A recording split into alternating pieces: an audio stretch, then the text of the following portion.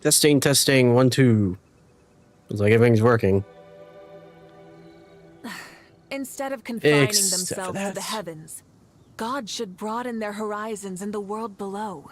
Okay. Once again, testing, testing. Looks like everything's working. Hello everyone, and welcome back to Genshin Impact.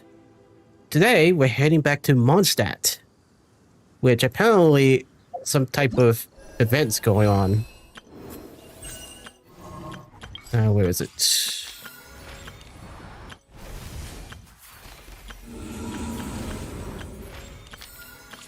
Where is it?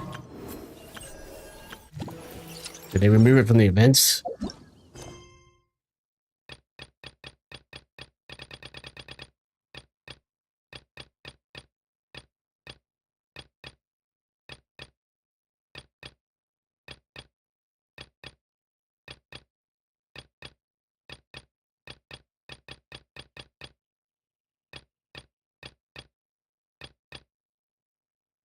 No, it's there. Alright, so essentially there's gonna be some type of trial, if I remember from the trailer, and that's gonna open up to a world boss.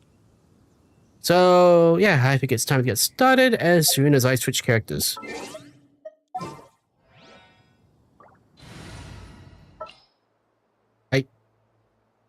What? What the hell happened then? I didn't even select anything yet. Oh man, this is gonna be pain.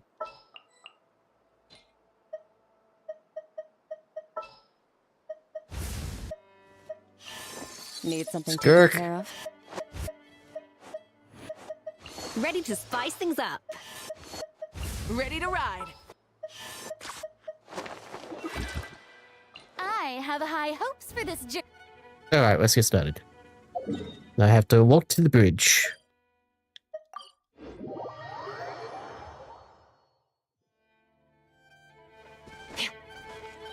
Hopefully the quality of the gameplay is good because I have to filter with the filters a little.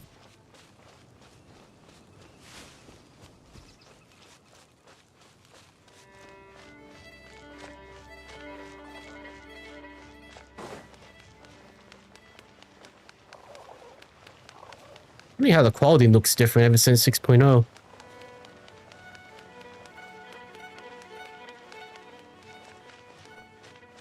This is a little off the beating track. What is this? We turned to into story mode. I didn't even enter it the first time.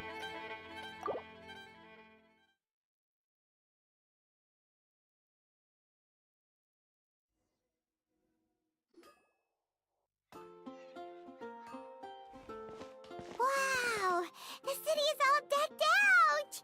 Oh, it's beautiful! Sure is. Festival season means no commissions, which means no Mora.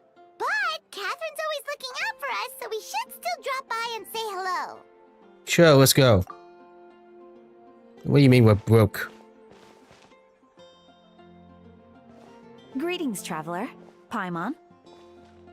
Hey, Catherine! Still doing the whole no commissions during Windbloom thing? In general, yes.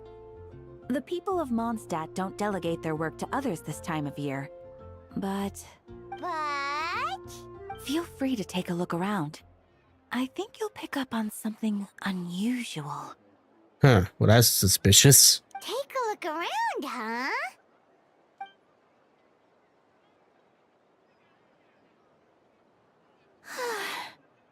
It's finally Windbloom. And here I am ruining everything. You're a bit tired. No big deal. Give it some time. How about doing something fun tonight? We could take a stroll or go stargazing. Stargazing? Like we'll find a spot. You know people start reserving places on Starsnatch Cliff the moment the sun goes down? Sorry, I'm just not in the mood. I should go. Whoa! Something's off with Beatrice. She would never give up a chance to talk to Quinn. This is weird. Oh, you're leaving? I can walk you home. No, it's okay. Thank you. I just need some time to myself. Besides, there's still something I need to do. The truth is, Quinn, not long ago, What, you're pregnant? What is it? Is there something wrong? Never mind. It's nothing. Actually, Quinn, I think we should stop seeing each other for now. Huh? Wait, are you saying we can't be friends anymore? I thought we were best friends. Spoken like a true virgin. Did you see that? Beatrice ran off without looking back.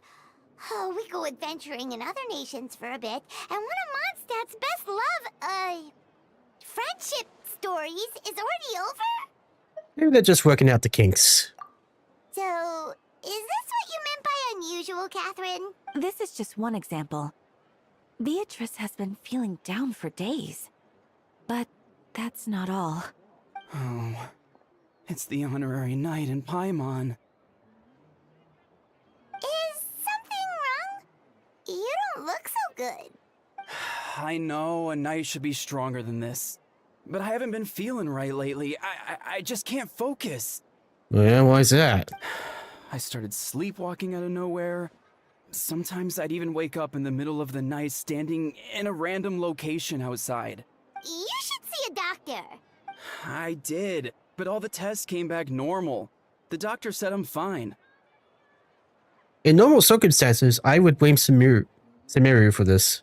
Yeah, I even consulted Miss Barbara at the church, but her conclusion was the same.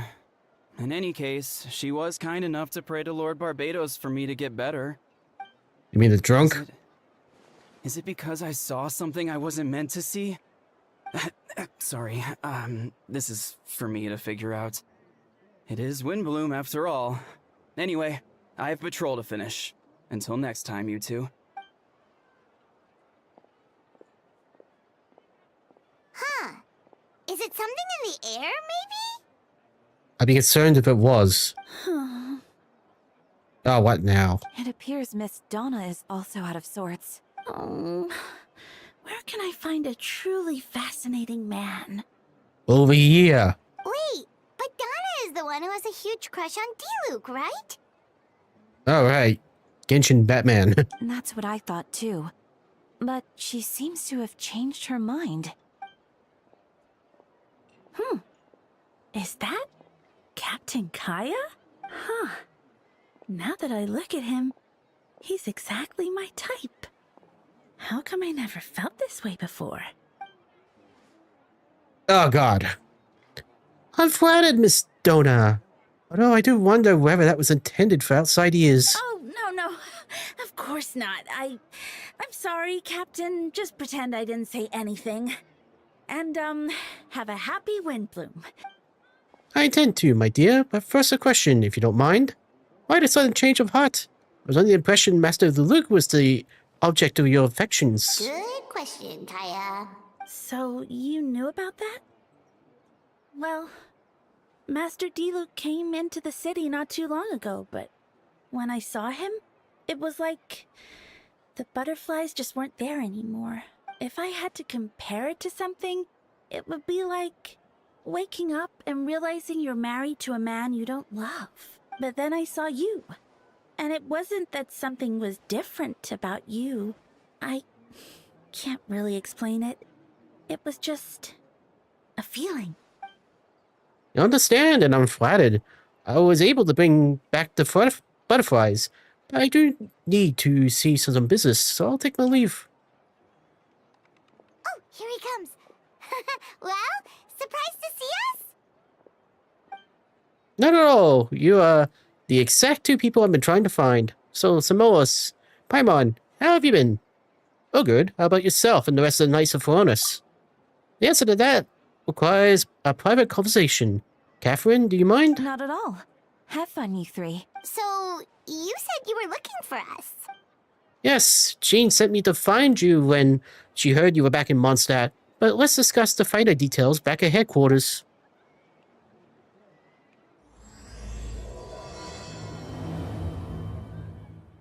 I'm not secretly getting arrested again, am I? Fearless. You know, it might have been best if I kept Kinich on the party. That way I could just grapple all the way around Mondstadt. Like Spider-Man.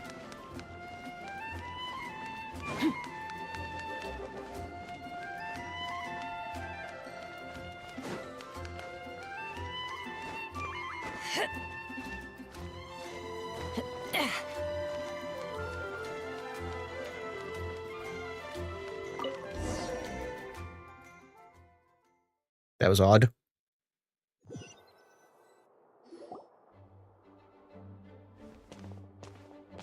Ah, Kaya, you found them. At least you got a voice. Yep, I managed to track them down. Good. With what's about to happen, it's great to have you in town. Whoa, headquarters are packed. What's going on? You say packed, but there's only three guards here. Honorary Knight Paimon. Oh, it's an honor to meet you. I believe introductions are in order? And your name is Note? Not me, you have Note. Captain of the second company. Ski Iron, captain of the third company. Lua, captain of the fourth company. And me, of course, captain of the ninth company. Oh, you're all captains? How do we not know this? That's right. Master Jean is waiting for you inside. She'll explain everything.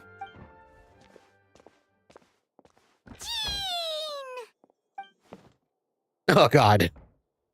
Samoas, Paimon, thank you for coming. Is everything alright? There are tons of people outside. Ah yes, that would be the captains. You know a few of them already, but I'm sure there are some new faces. There have been a number of incidents in Mondstadt. In order to wrap up the case, I gathered all the captains of the Knights of Veronis together to hold a trial. A trial? But this is Mondstadt, not Fontaine. I can understand the confusion. You never participated in one of our trials before. In truth, we haven't had to conduct one in quite some time. The Knights of Veronis oversee most matters of law and order in Mondstadt. Of course, in the interest of fairness, major cases are tried jointly with the Church. Under the guidance of Barbados, the Knights uphold chivalric justice in the spirit of our order, and damn it. And the Church carries blessings and goodwill wherever the wind can reach. Today's case requires a joint trial by both parties. Which means it's a serious one. So, do you need our help? Hold on, the group of people we saw in the corridor just now, there was someone missing. It was Albedo. Right. He's the captain of the investigation team.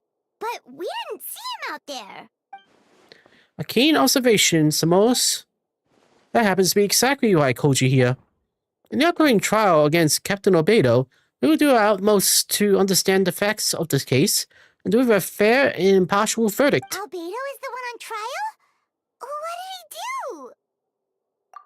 he do? Jane, it's time.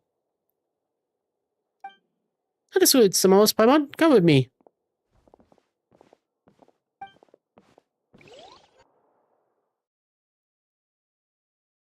What did Albedo do?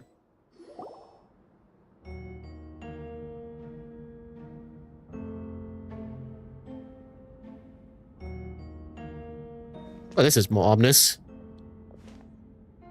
Please sit whenever you like. I only ask you to remain calm. No matter what you hear, I need to head over there. Don't worry, the trial will be fair. This place makes Fontaine look, more casual. This has an ominous presence compared to the frickin' Opera House.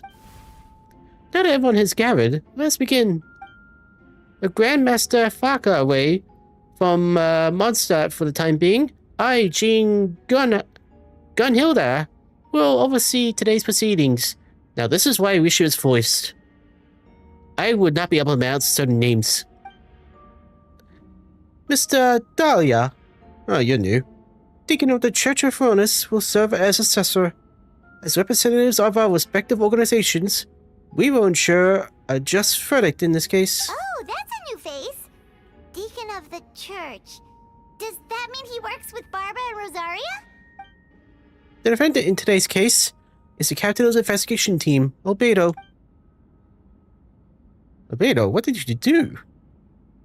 Certain aspects of this case are classified, and it remains uncertain whether the alleged victims are citizens of Mondstadt. As such, this trial will not be open to the public. Identities of the victims are still unknown? Strange. If guilt is established in this case, all facts will be made public after the final verdict is delivered. Now, the captain of the logistics company, Miss Herfa, will present the charges. The court appoints Mr. Kaya to speak on Mr. Albato's behalf. Are both parties ready to proceed? Yes. Ready to proceed. Miss Herfa, the floor is yours. Prior to this trial, the Knights of Favonius, in conjunction with the Church, launched an investigation into Mr. Albedo for suspected murder and unlawful disposal of human remains. Whoa. Murder? A witness stated that, 11 days ago, in the middle of the night, she saw the defendant southeast of the city gates, dragging a large object she later identified as a human body. First ban of the day. A witness stated that. Sorry, say that again. Got distracted by the bot.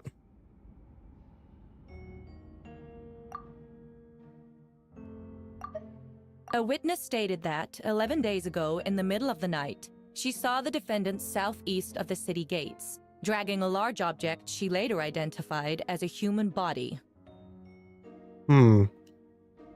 That she later identified? That's suspicious already. No. There's no way! We now call that witness to the stand. Beatrice, please tell us what you saw. Okay, so everyone's here. Beatrice. So is that what she was trying to tell Kryn earlier? Well, I was out late that night on business. And when I came back, I saw someone in the moonlight that looked like Mr. Albedo. He was dragging a huge bag of some kind. Sorry. Should probably delete that message. Thought blocking would delete it, but it didn't.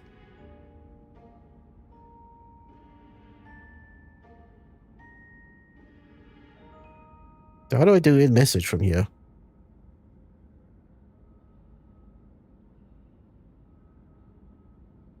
I guess it's just stuck there until the chat bubble disappears. Great. I hate it when people do that. Well, bots, really. I thought it was strange, so I followed him. Then, there was a sudden flash of golden light. The bag opened, and inside there was a body. Sorry, that's gonna bother me all day.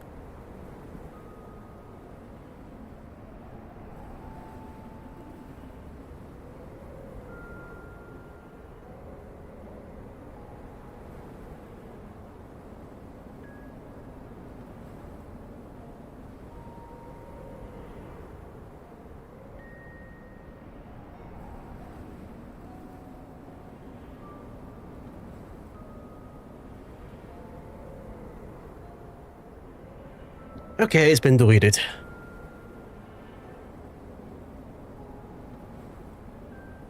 Thought it was strange, so I followed him. Then there was a sudden flash of golden light. Bag opened, and inside there was a body. What kind of golden light comes from a body? Mr. Albedo's vision allows him to manipulate the ground with ease. So he buried it, and then removed any traces on the ground. Before he left, it seemed like he looked in my direction. Maybe it was just my imagination, but I was terrified thinking he might kill me too. Luckily, he didn't see me. Yeah, this reminds me of this event story that I never actually did, because it was like way early in Genshin's time. But supposedly he had a doppelganger. I'm not sure what was the situation there. Probably have to watch that story for myself. So yeah, that could be a doppelganger. Doubleganger. Why am I saying duper? And now turn to the defendant. Describe your whereabouts at night. Oh, your not voice too? God damn it.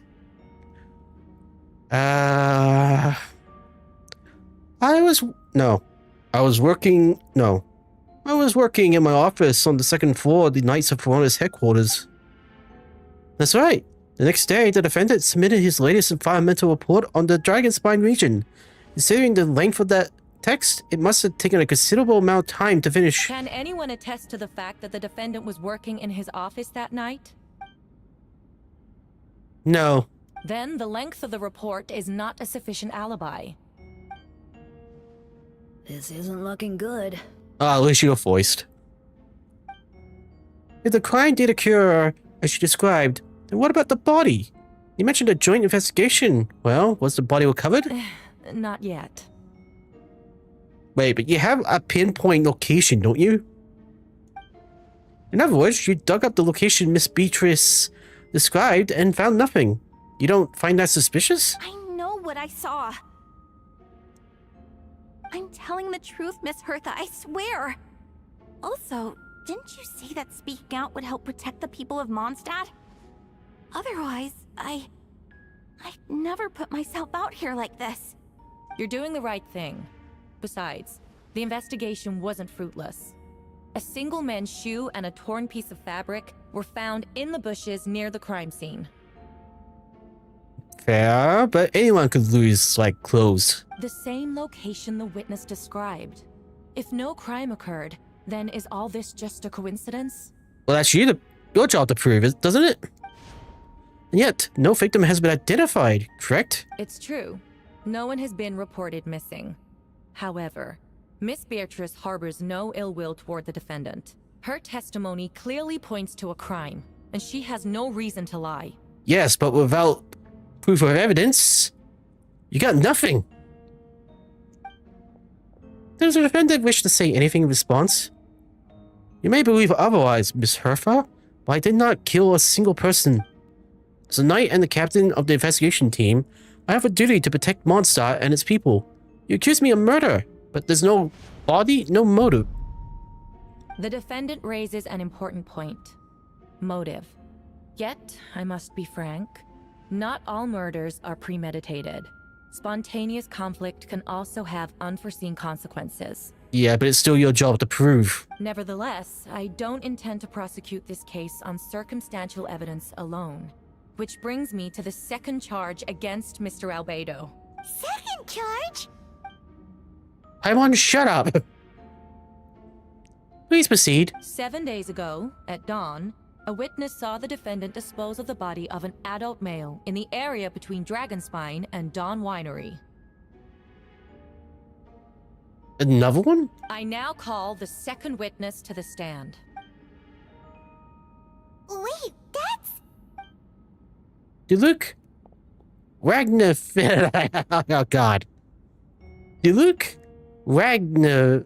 No, Ragfinda, I think. Please tell the court what you saw. In your own voice, preferably. Oh, god damn it. At around 3:40 in the morning, I saw Mr. Albedo dispose of a body beneath a cliff. It was dark, but he used the power of the Geo to illuminate his surroundings. What I could tell, he looked like the body of an adult male, tall and thin, but I couldn't make out the age. He buried the body underneath the cliff and smoothed out the ground to remove any traces. We now have accounts from two separate witnesses that describe the same modus operandi. Would you call that a coincidence? I would only inquire as to what Mr. Diluc was doing in the area so early in the morning. Not the most opportune time for a stroll. Is there such a thing? Dawn Winery is my home. It's not unusual for me to take walks in the area. I just happen to be in the right place in the right time. That's all. Master Diluc is a well-respected figure in Mondstadt. I see no reason for him to frame Mr. Albedo. But the question remains, where are the bodies? Before you suggest a lack of evidence, Mr. Kaya, you should know. After the defendant left that morning, the witness found this where the body was buried. A box? And this is what looks to be the teeth and femur of a human. Ooh. Now it does beg the question, if the burial was fresh, why is this all that remains of the body? But suppose Mr. Albedo is the only one who can answer that. Careful now, Master Diluc. I do believe I hear a presumption of guilt in there somewhere. These remains suggest an accelerated rate of decomposition. Considering the defendant's profession, there's reason to suspect that alchemy is at play here. Both witnesses saw golden light, a known byproduct of alchemy. That's how the defendant destroyed the bodies. The light also explains how the witnesses were able to get a clear view of the events in the dark. So that's your angle. Alchemy. A logical assessment, but we have a witness of our own. The afternoon before the alleged second murder, Mr. Albedo had a lengthy intellectual exchange with his student, Sucrose. The two were in the library until the next morning. Why did the discussion last so long? Miss Sucrose was presented results of her research. She noticed some flaws in the data and insisted on reviewing her calculations until the next morning, with Mr. Albedo present. Oh no. That's right. We were in the library together. You're certain Mr. Albedo was present the whole time? Yes, and I know Mr. Albedo would never kill someone. He could never be that cruel. Nevertheless, the other witnesses have no reason to lie. Tell me, Miss Sucrose, that meeting in the library, were you awake the whole time? Sounds like a considerable duration to go without sleep. She's not like you where she falls asleep doing a lecture. Oh, damn it. I do hope you can be truthful with us.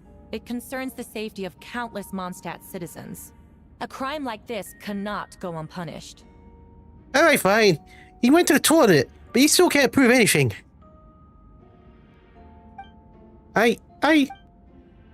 I'll take it from here. During our meeting, Sucrose did fall asleep not long after midnight. It's alright, Sucrose.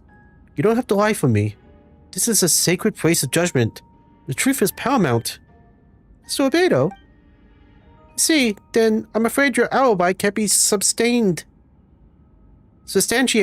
Do you understand? Yes. I know claiming innocence without proof isn't enough. But the prosecution's argument has its own holes. There's been no mention of a motive or what exact method could reduce a human body to those remains. No conclusive evidence of guilt. But the witness accounts do match to an extent that can't be dismissed. This is a tricky one. Allow me to submit another piece of evidence. The investigators intercepted one of Mr. Albedo's correspondences. I will now read the pertinent parts to the court. Correspondence?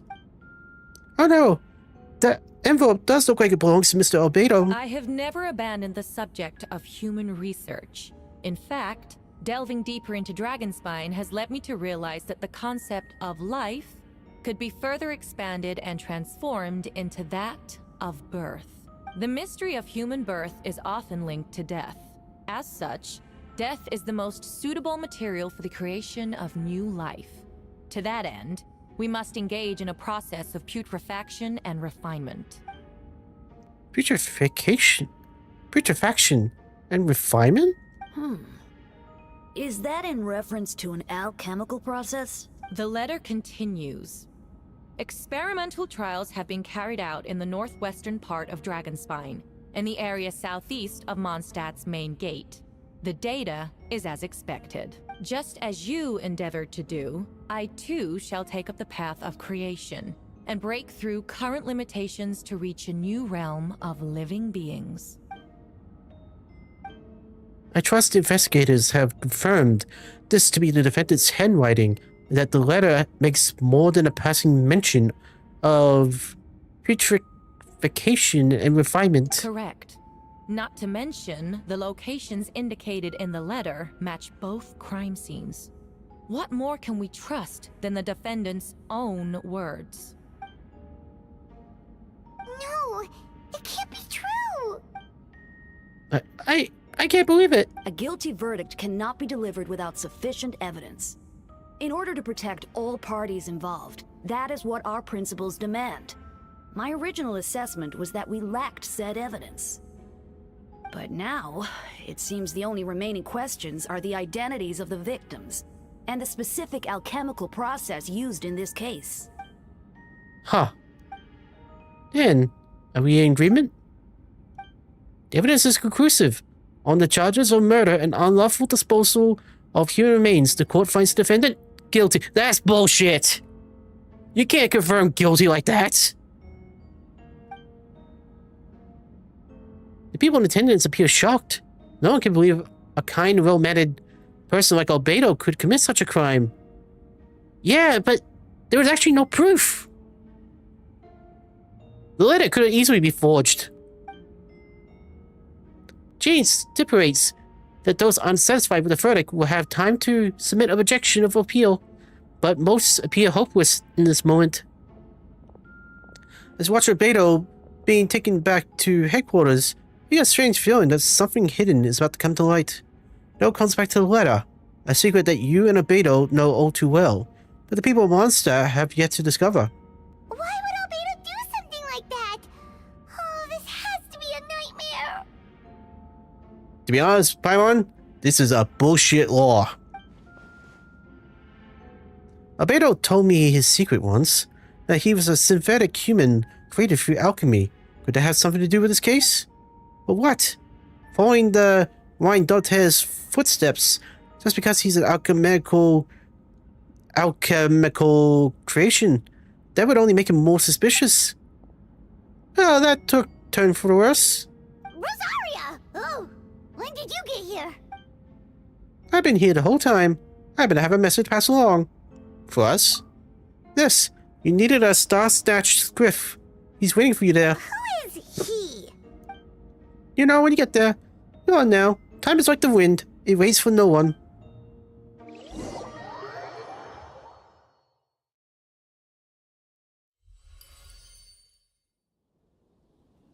Sure. You and Paimon went to Dragonspine to ask Albedo, who was conducting research there, some questions about alchemy, only to encounter a series of strange events. Strange soft noises echoing through the mountains that could not be traced. The ransacking and theft of alchemical notes at the campsite. Albedo disappearing after a chat outside a cave but having no memory of the incident. At the same time, Yura encountered Albedo elsewhere on the mountain, attempting to lead a child away, and he attacked Yura upon being discovered. You are able to confirm the presence of a mysterious figure impersonating Albedo. A running battle ensured, ambushing and being ambushed, hunting and being hunted. In the end, Albedo eliminated the giant mutant, Whoppingfrau, posing as him. Yet there were more than 2 people wearing that face on the mountain. See, there you go. If you was there, which for some reason she wasn't, she could have easily proved that he could have had a clone or something. This trial's a sham. Shadow. It's always there, and it will never perish. This trial is one big sham. So where did you go?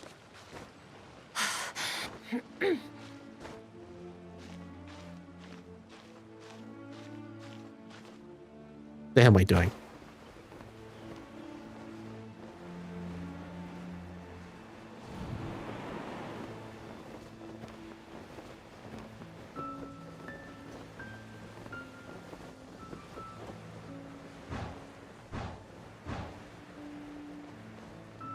Ah, it's the drunk boy himself. Ah, traveler, Paimon. I could hear your arrival upon the wind. Were you looking for me? Oh, thank God you're voiced. Last thing I want to do is some type of girly boy voice. Venti, did you send us that message? Because I can't do that whatsoever. No, I did. Hello, Fenty 2. Whoa, where did you come from? Wait, Venti, do you know this guy? His name is, what is his name again? Didn't think I was that unmemorable. I'm Dahlia, Deacon of the Church of Favonius, and Herald of the Animo Archon Barbados. Not gonna forget next time, right? Hey, Sir Cuckoo, how are ya? Oh, Coco? Sorry, it's a little hard to read at the moment because I got OBS up above me this time. Chat's kind of tiny. Yeah, just...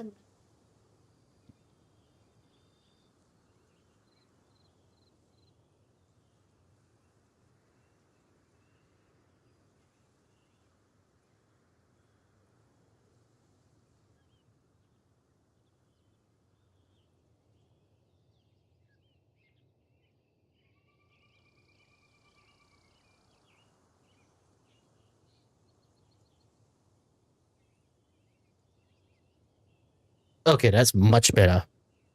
Oh yeah.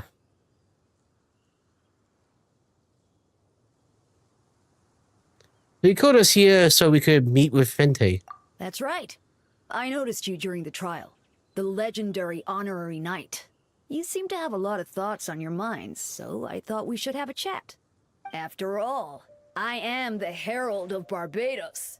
If the people of Mondstadt are in danger, I should keep the Animo Archon in the loop. Wait then, you know about... About what? The fact that my tavern-hopping nomad of a friend is Barbados himself? It's not the worst kept secret. Don't worry, Dahlia and I are close. He knows everything. Besides, a god needs someone to communicate their will in a formal setting, and no one does that better than Dahlia. Not that I saw that coming when we first met. But back to the matter at hand. I believe you two already know about Albedo's background. You mean his true identity, then yeah, we do. So, you know too, Venti? That's surprisingly Archon-like of you. Ah, well, I knew from the moment Rhine-Daughter and Alice brought Albedo to Mondstadt. When those two are in town, no one can afford to slack off. The Kryda Prince, a perfect specimen of synthetic life. At this stage of the case, there are countless questions surrounding Albedo's motive. His true identity is a potential weakness. A synthetic being loses control of their sanity and goes on a killing spree. That's how a novel would frame the story, and people are inclined to agree. Albedo has told us before that humans often value the ordinary over the transcendent and miraculous. And the slightest difference is perceived as other. A very common phenomenon. Which means we need to find a way to help your friend. Well, what do you know about the situation? Because I just got here. Me? Well, I know that Albedo is a synthetic being, and that a lot of strange things have been happening in Mondstadt, even though Windbloom should be about drinking and having fun. We noticed that too! The minute we got here, something was off. Yeah, everyone was super depressed.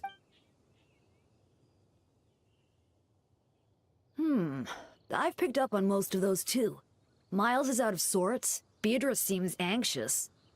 Although I didn't know Donna stopped being interested in Master Diluc. When no love remains for the songs to tell, the world becomes naught but an empty shell. Cruel is said fate, cruel it may be, were it not for a hero who could set us all free. See, this is why I'm proud you're voiced. I did want to sing that. What are you getting at, Tone Deaf Bard? Oh, just making a comment. There are always unavoidable trials in life. At least, that's what Barbados would say. A certain someone is going to need to overcome a trial like that. In such cases, even the Seven know better than to tamper with fate. If only there was a brave soul willing to aid their friend in his time of need. Should he meet a terrible fate, all of Mondstadt could be worse for it. If you wanted our help, you could have just asked, you know. Well, even if Albedo wasn't at the center of this case, protecting Mondstadt is part of being an honorary knight, right?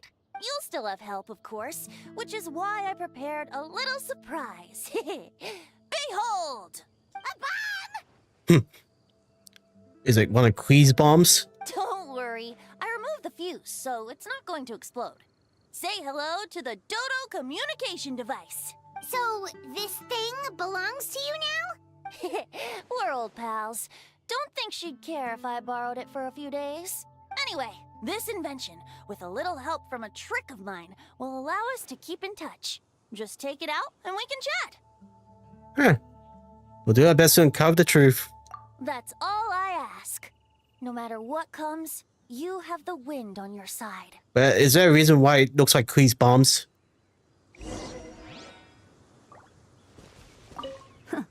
I suppose we're old pals too at this point. Indeed.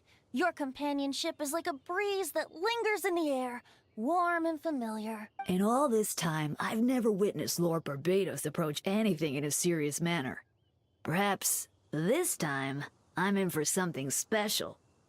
Get a room, you two. Barbados? Serious? Ah, you give him too much credit. Hardly. It's not blind faith, you know. I've always had unwavering belief in the Animo Archon. Is that so? I wonder what Barbados thinks about that. You should pray to him and find out. Good idea. I'll tell him I still haven't deciphered his drunken musings from our 3 trips to the tavern last month. His wisdom is sure to reveal itself in time. Oh, you know what? Forget about Barbados, Dahlia. Treat me to a drink instead. You wouldn't refuse me, would you? A dear friend like you? Never. Seriously, get a room, you two. Okay. I gotta go back to Mondstadt.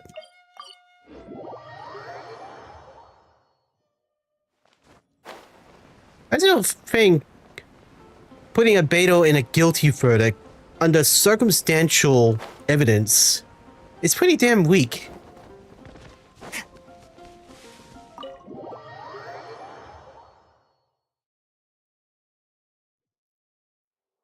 That's like saying you have the murderous knife in your home, but with no fingerprints on it.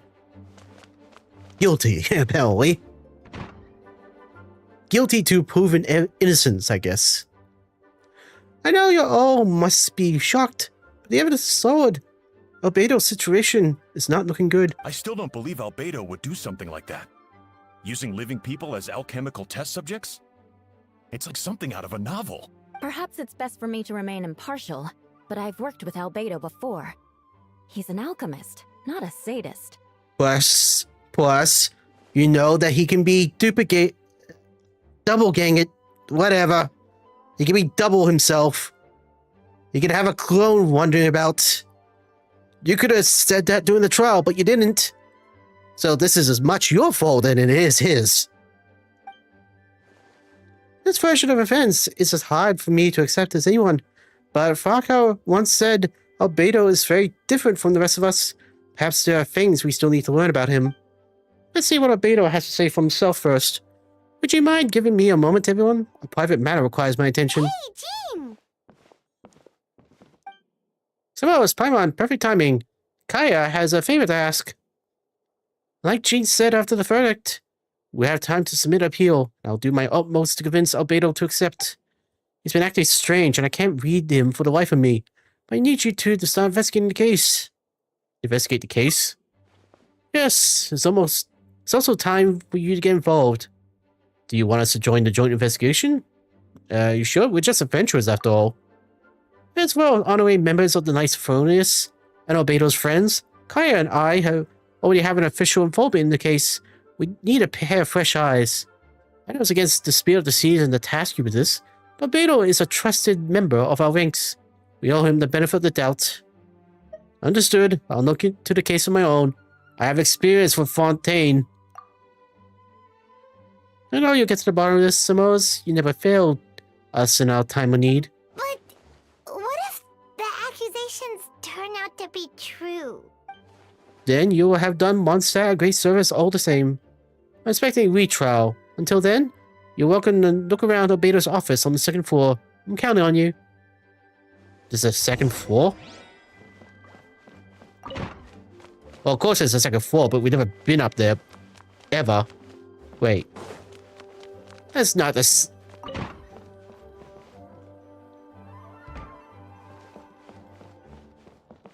What?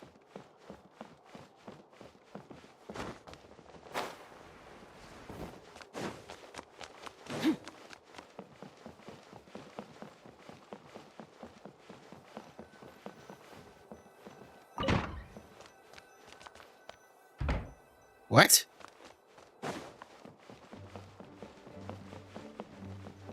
Ah, there it is. That's misleading. Wait, Captain Kaya! Surely I can't just... These two are here on Jean's orders. She asked them to investigate Albedo's office. Oh, in that case, head on in.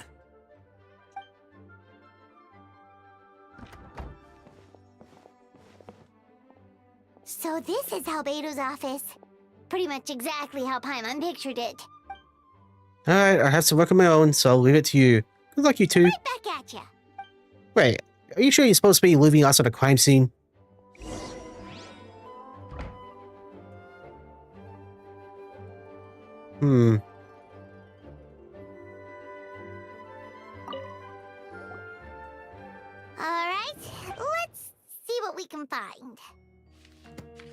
There's a stack of books on the desk, mostly relating to alchemy, environmental science, and life science. Some of the pages have been marked with alchemical symbols, and others have S-shaped or triangular symbols drawn on them, and potential meaning is unclear. Wow, these books are so fancy! Albedo must have gone to great lengths to get them.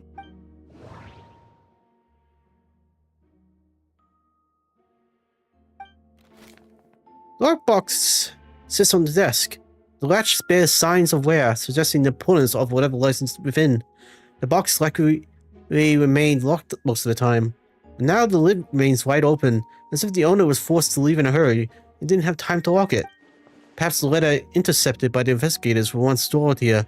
The remaining content shouldn't hold much weight as conclusive evidence, but you still get the strange feeling after reviewing them. The elegant penmanship, the letter reads, "In addition, I do have some information on the subject of our last discussion. Materials and arcane formation required for human transmutation. The formulations in these records likely originate from the Karian art of I can never say the word. Chemia or Chema. But relevant documentation has not been well maintained over time, so I cannot guarantee there are no errors or omissions. As thanks for your past assistance, I enclosed the record within this letter. But that does not mean I support your pursuit in this research. Ethics aside, I am not convinced it's even possible to create a human whose existence is identical to our own. The idea that the dynamic of creator and creation could exist within the same species is cause for concern, even for a talent like yours. I must urge you to proceed with caution." The signature belongs to an unfamiliar name, one that also appears on an alchemy book nearby. You skim the preface and learn that the author is an old and accomplished alchemist. The person is likely a friend from Albedo's academic circle, someone who owed Albedo a favor, but also urged him to refrain from conducting dangerous research. Human transmutation? Is Albedo seriously looking into that? Well, it's alchemy, Paimon. Alchemy is about exploring the unknown. Ooh, Paimon doesn't want to think about that. Says the fairy. It doesn't look good, but this letter can't directly prove that Albedo did anything. Besides, a technique like that must be too dangerous to share with the public, right? That's why it wasn't brought up during the trial.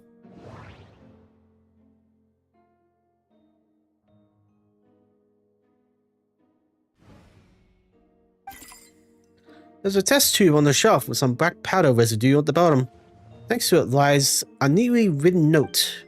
Chalk is the next stage after soil, but with current available materials are still insufficient to construct a stable structure. Nope. No idea what that means. Not sure if it's too hard for Paimon or too hard for anyone outside this line of work. Albedo's notes lie on the table. They resemble the ones you've seen before. The contents are different this time. As always, the penmanship is impeccable, careful and neat within a certain elegance in its uniformity, much like the man himself. On one of the notes read, "Petrification should be regarded as a counter-simulation to the process of life, like a highly efficient and destructive spell of what. Upon use, the target will decay within an extremely short period of time, turning into dust that is nearly invisible to the naked eye before dissipating into the air." Ah, great, we just found the murder method. Moving the book, the desk looks almost empty. Your hand slips while moving the book, causing the hardcover book to strike the desk. The resulting noise is a bit unusual. It's subtle, but to experienced adventurer, it sounds too hollow, almost like there's a compartment within the desk. Wait, it looks like there's a hidden compartment under the desk. You really like your new rotations, don't you, Paimon? It does appear to be a compartment added to one side of the desk. It was very well hidden. The lock mechanism is complex and seems to involve elemental power in some way. Perhaps you should try using the power of Geo. The hidden compartment opens. Inside lies a piece of paper with more information. Festering is also a manifestation of what? When festering forces and a sufficient amount of life energy collide, the two will repel each other, triggering a powerful side effect.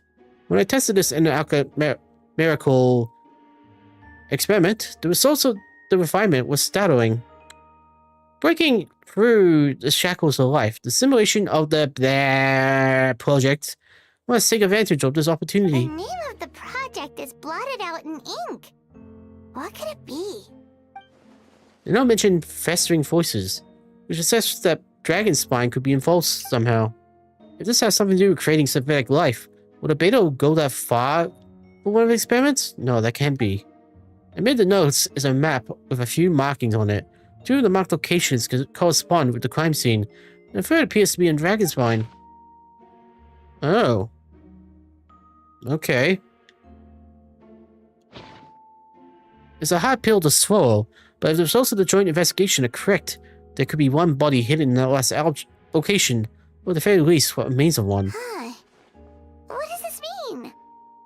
Oh, do you think something might also be buried at the last location? It's worth checking out. Alright, that seems to be it for this place. We should go tell Jean what we found. Or we could go dig out the body. No? Aw. Do-do, do-do, do-do-go. Oh, Vent is calling. Let's answer. How's the investigation going? Find anything? Oh, we found stuff alright. Stuff that only makes Albedo look even more suspicious. I see. So, Albedo's researching something that doesn't help his case, huh? Not promising. We should be grateful Albedo's true identity remains hidden. If it gets out that he's one of Rhindaughter's creations, there'd be no separating him from her past. As we both know, Rhindaughter's approach to alchemy and ethics was pure madness, and the evidence you just found, let's just say it could convince even those closest to him of his guilt. Perhaps even you. I don't think the handwriting was faked. The notes also sounded like him. Then it comes down to trust. Do you trust Albedo? I do. Yeah, he's our friend. We should keep the faith. And if he really is the culprit, he must have had a reason, right? Maybe he's just not allowed to talk about it. Yeah, that must be it. Either way, a fair investigation means coming to a conclusion presented by the facts. Does that mean even Venti no longer breathes in him? Remaining objective has its own value. Remember, none of this is your fault. Just report back with an honest assessment of the facts. Yeah. Well, let's go find Jean and tell her what we learned. Ah, crap. Wait, that's Miles. What's he doing here? Oh, sorry. I heard voices and wasn't sure if I should check who was inside. What are you doing here? Miles not per hour. It's okay. We're here on Jean's orders. Ah, I see. I'll, leave you to it then. Hey, you're not gonna leave? You didn't hear what we were saying, did you? Oh, not really. Nothing that made sense anyway. What is the guy that was there? Well, do us a favor and just forget anything you might have heard, okay? Oh, sure. You got it. That map we found in the hidden compartment seems important. We should check out the marked locations. Hey, why aren't they reporting to Jean?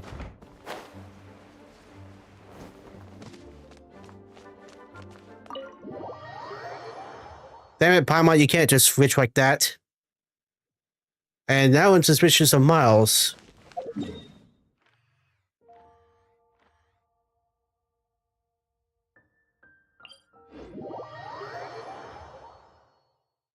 They say that at absolute zero, everything falls completely still.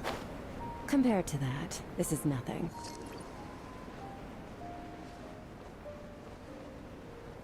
I feel like anyone with cryo should be immune to this winter's effect. Though you could also say the same about pyro.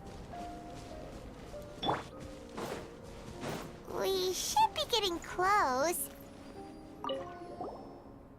Not everything is covered in snow. As a seasoned adventurer, you notice a nice spot on the ground that looks quite different from its surroundings. You move the snow to find a sizable hole underneath, large enough to fit a human body. But the hole is completely empty, and the surrounding markings make it look like something was dug up. Did an animal do this? Or a monster? Weird. There's a hole, but no body. The prosecution's argument is that Albedo used alchemy to destroy the bodies. But this location is different from the other two. Why not fill the hole? Or smooth out the ground like the other places? I can only guess you never got the time to do it?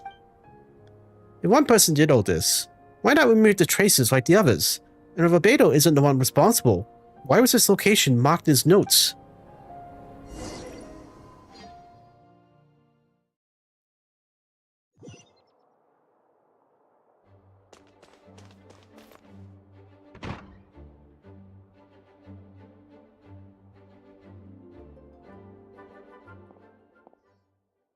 You're back.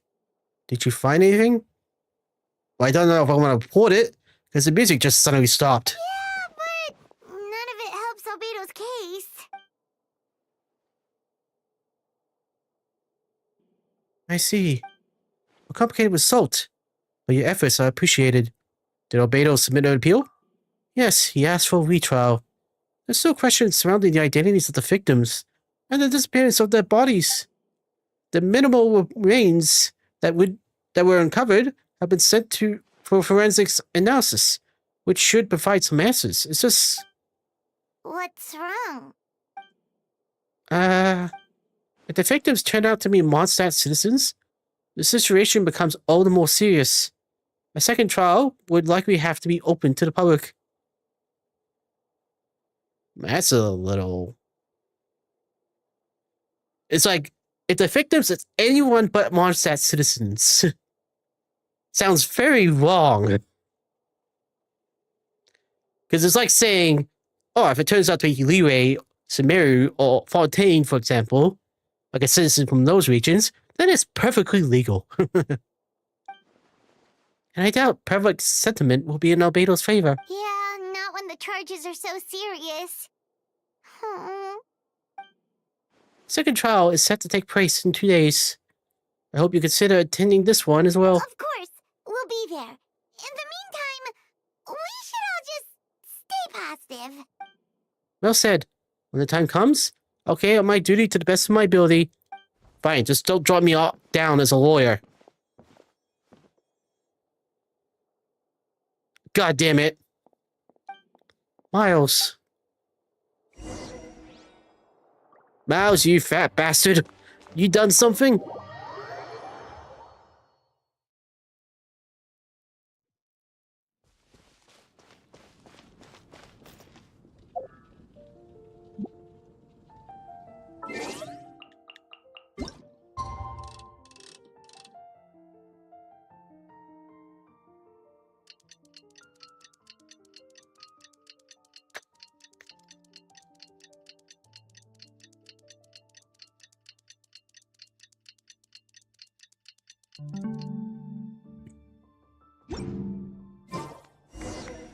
We should meet up with Jean. It's about time for the second trial. Yeah, thanks for the clapping.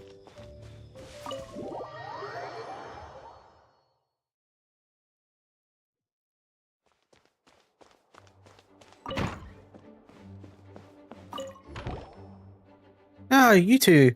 Let me know if you're ready and we'll head out. Hi, follow me.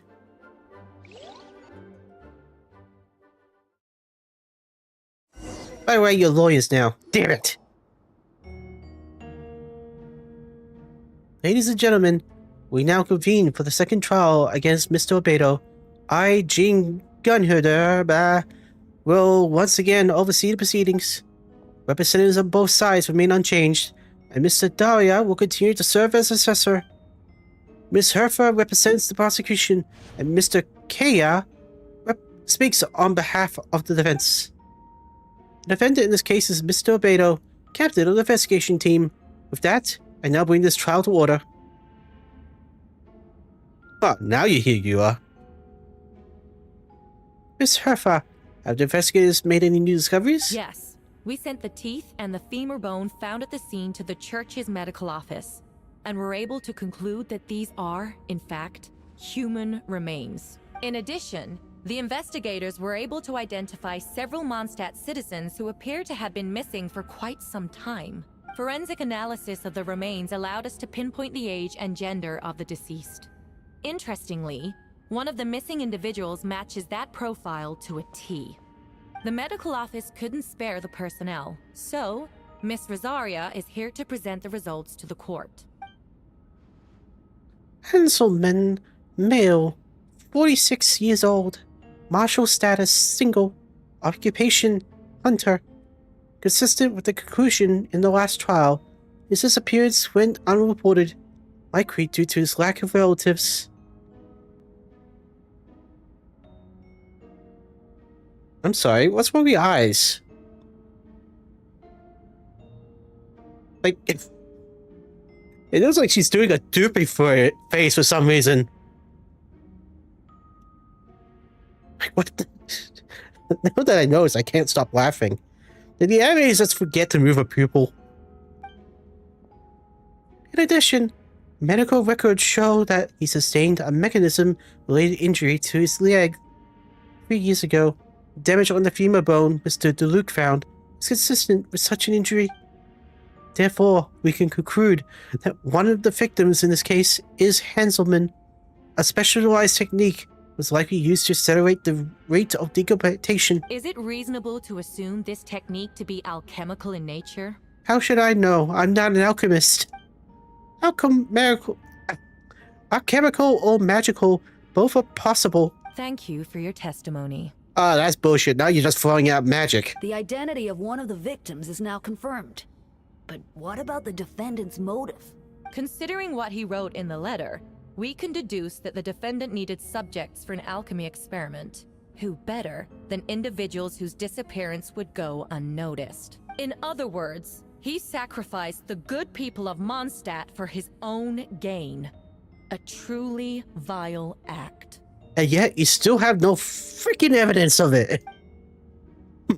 In addition, another witness has agreed to testify. Miss Donna, if you would. Another one, huh? Wait, Donna from the flower shop?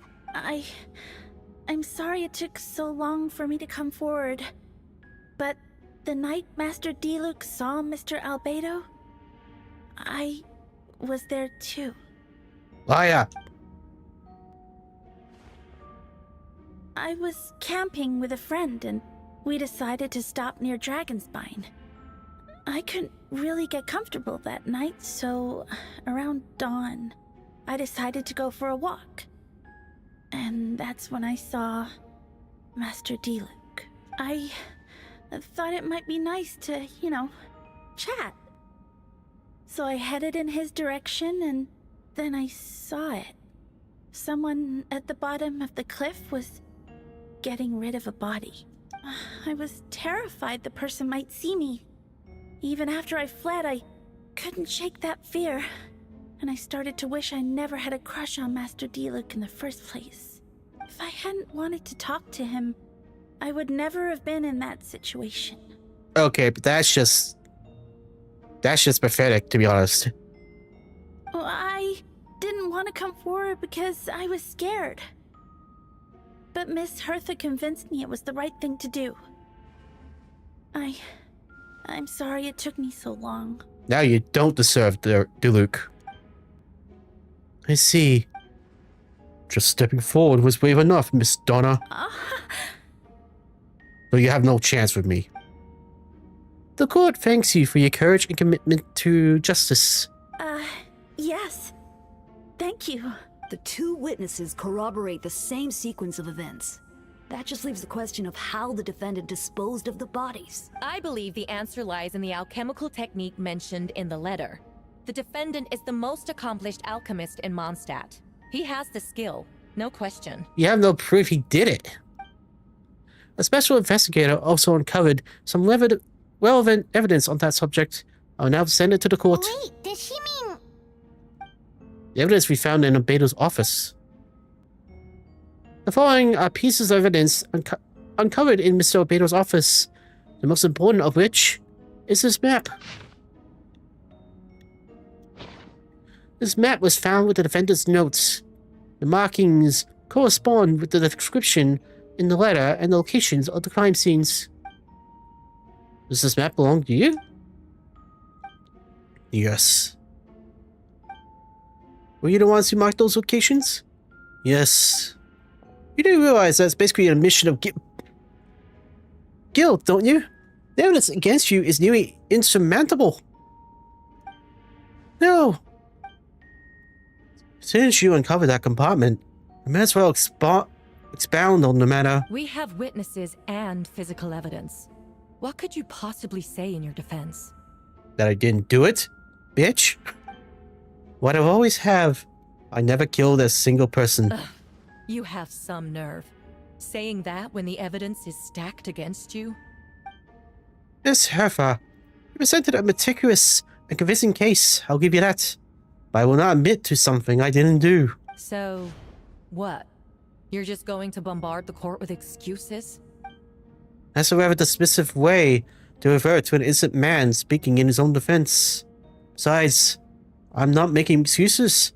I'm exercising patience. That won't make the charges against you disappear, Mr. Albedo. Perhaps not.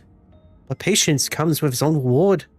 It's easy for things to remain buried in snow until someone comes along and brushes it away. Albedo seems serious, but unfazed. Does that mean he really didn't do anything untoward?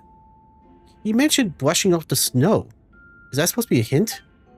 If it's a hint, then it must have something to do with Dragonspine. Which reminds me, one of the locations marked on the map we found in Dragonspine, wasn't it? So, boss, you were the one who recovered the notes, right? And I'm assuming you visited the third location marked on the map as well. Yes? Can you tell us what you found? Nothing. You nod your head and give an honest account of the scene you found in Dragonspine. Whatever was kept in the hole was gone, and the surrounding area bore the markings of an unknown creature. With everything covered in snow, no one knew there was something to discover in the first place. Then, there must also have been a body. Bitch, there's no body! I need to think about it. What clues am I missing? First marked location is near Mondstadt. Beatrice saw Albedo use alchemy to dig a hole and bury a body there. A single man's shoe and a torn piece of fabric were found in the bushes nearby. Taken together, this evidence seems to suggest that Albedo killed someone and concealed the body. The second marked location is between Dragonspine and Dawn Winery, where Deluxe saw Albedo bury the body of an adult male. Deluxe described nearly the same events as Beatrice. There's no reason for them to collude against Albedo, so the testimony should be trustworthy. Deluxe found teeth and a femur bone at the scene, and Donna confirmed his version of events, because she was also there that night.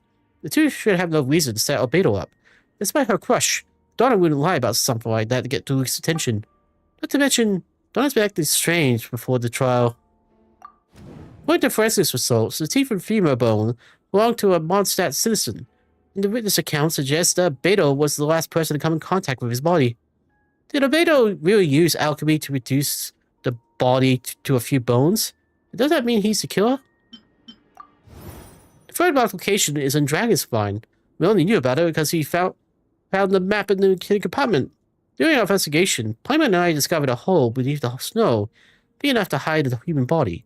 There were also claw marks around the outside, but there was no body or any remains whatsoever. No, that doesn't make sense. Albedo marked the three locations on the map.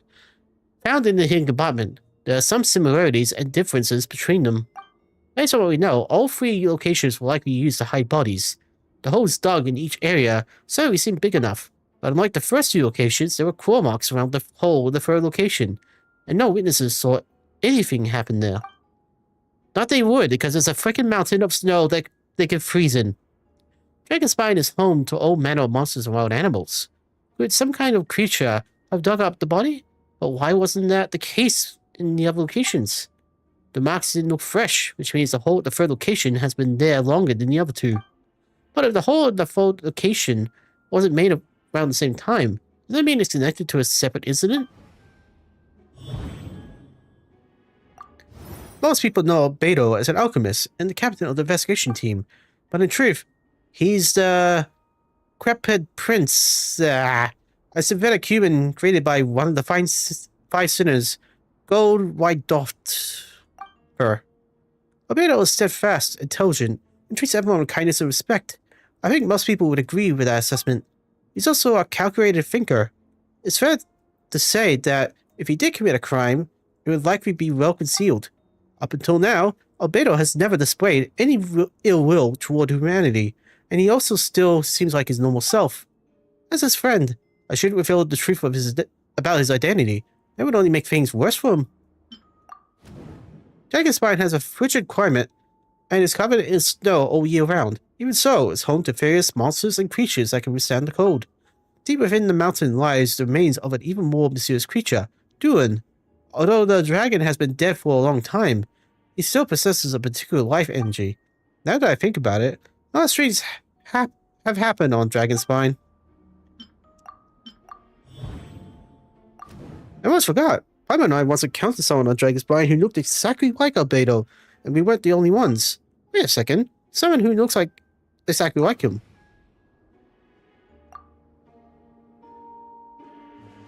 I guess Albedo has a plan, so I should help him out.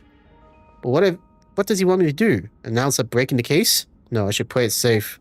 Since I made an honest assessment of facts, I should be honest about my doubts too. It's only fair.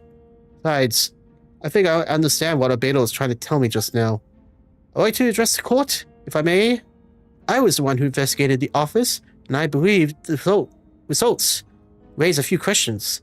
Regarding the two cases addressed in the previous trial, it was established that, after disposing of the bodies, the defendant used alchemy to restore the ground to its original state. But that wasn't the case in the third location. The hole was still there, with dirt scattered around the perimeter. It looked like something had been dug up. If this was all done by one person, why wasn't the third scene given the same treatment as the others?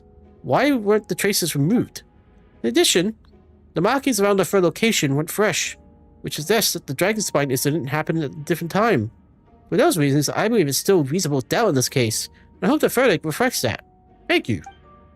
Astute as ever, Samos. Questions there may be, but allow me to point out, there is no evidence to suggest that anyone besides the defendant knew about the third location. And the map was found in his notes. That fact alone makes him the most plausible suspect. Unless Mr. Albedo suddenly plans to deny that the map belongs to him. Allow me to respond to Samos' point. If all I cared about was proving my innocence, I would indeed do as you described, Miss Herfa, and deny any connection to the map. But that is not what I tend to do. The map does belong to me, and I did hide things at those 3 locations. What? There were indeed bodies at each location, and I did kill and bury someone on Dragonspine. Ha! So you admit it. Let the record reflect that the defendant has confessed to his crimes. You're mistaken, Miss Herfa. The story doesn't end there. Some time ago, I encountered an uninvited guest on Dragonspine. Someone who wanted to take advantage of the deserted nature of the region to eliminate me in secret. His desire to kill me led to the altercation where I killed him instead and buried the body on the mountain, the third location marked on the map. Actually, the traveler Amber Bennett and I were with Albedo that day. The Adventurers Guild was holding an event on Dragonspine. After it ended, we all left the area. If the person Albedo is referring to is different from the one we encountered on the mountain, then the altercation must have occurred after we left. This only proves that the defendant is guilty on all counts. Those innocent people, their blood is on your hands. You stupid... No, you're wrong. You deny it? After admitting to murder for the whole court to hear? You've clearly lost your mind. Listen to you for 5 minutes, you stupid bitch. If you would let me finish, Miss Herfa, I could get to the important part. The man who attacked me on Dragonspine was my height, with blonde hair and blue eyes, dressed in clothes nearly identical to mine. So someone just happens to look exactly like you? exactly like him. So I was right. It does come back to what happened back then. It's one thing to look similar, but for the clothes to be the same? What's going on? I don't want to be here anymore. Regardless, the important thing is that you admit to killing someone on Dragonspine. Yes, I did kill someone that day. Someone who looked nearly identical to me. But I never said that someone was a person. I see. Then it appears I need to withdraw my testimony. What? Everyone! I brought her! Wait, you... The person who just came in, isn't that Hertha? What's going on? Who are you? Why do you wear my face? Hello to you too. As you can see, this is Hertha, the logistics captain of the Knights of I Feronis. see what's going on here. It's all been leading up to this, hasn't it? Your confession. It was all an elaborate stunt to set me up. No, you stupid. You want to undermine my credibility? Fine. It doesn't eliminate the mountain of evidence stacked against you. All I want is justice for the people of Mondstadt. How do you get from this to that? Seriously. Order in the court. I've been stationed on Dragonspine all these years because that's where the subject of my research lies. The dragon, Duin. Several hundred years ago, the dragon of the east, the Lin, defeated Durin in battle, and with the help of Barbados, killed his remains on Dragonspine. Durin was created through alchemy, one of the finest specimens of artificial life. As such, death was not a true end for him. His heart still beats and grows more revitalized by the day. My impostor on Dragonspine was a failed specimen abandoned in Durin's stomach, an unsuccessful irritation of the Homunculus project. Homunculus? Are you trying to insinuate that I'm some kind of... homunculus? Because it looks to me like the artificial one is standing right there. Some kind of imposter you dragged in from Dragonspine. So this is what I look like when I fly off the handle. You know, they say imitation is the best form of flattery, but your impersonation has overstayed its welcome. Master Jean, what are you waiting for? We've known each other for so long. You recognize the real me, don't you? No. The two of you look identical, but judging based on demeanor, the new rival actually seems more like the Hertha I know. That means nothing. By that logic, I could just as easily accuse the Albedo in this room of being an imposter. I think everyone here is an imposter. How do we know he isn't the fake one? A cold-blooded killer who replaced the real Albedo long ago. And how would you know that? Then, how about something only the real Hertha would know? The longest scar on my body. The knights who fought alongside me that day should remember where it is. I remember. Let's hear your answer. I'd like to hear Miles' answer first. Huh? You don't know? Or you don't remember? I heard you've been acting strange these days. Disoriented? Confused? You were closer to me than anyone during that battle. And yet you don't remember a thing. Strange indeed. No, my head. It hurts. The scar is right here. Why the nerves? I can't imagine this comes as a surprise.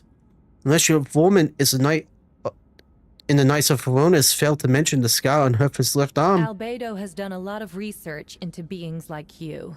If you deny it, then show us your arm. No need to panic. You can just add it now. You excel at changing your appearance, don't you? Or I should say, all spawn of Durin's life force have that ability. A powerful life force. An appearance you can change at will. Yet, here you stand, formless one, paralyzed to act, because you're worried using that power could affect your accomplices. Accomplices? Then Mars must be one of them. There are others too. Most of the beings under the influence of Durin's life force have gathered here, and yet their presence is what impedes her from taking action. Once you attempt to transform, all who surround you will be affected by your power. You can't control it, because in this network of living beings, you serve as the core. Show us your arm. Ugh! Have it your way! Whoa! Come on, let's go! Cowards. What's nice to freaking 4 and 5 stars? She's trying to get away. Stop her. Don't let anyone stand in your There way. are others trying to get in. Must be more people under her control. He's only down. Time to get moving, everyone. Whoa! She just leaped across the room! After her!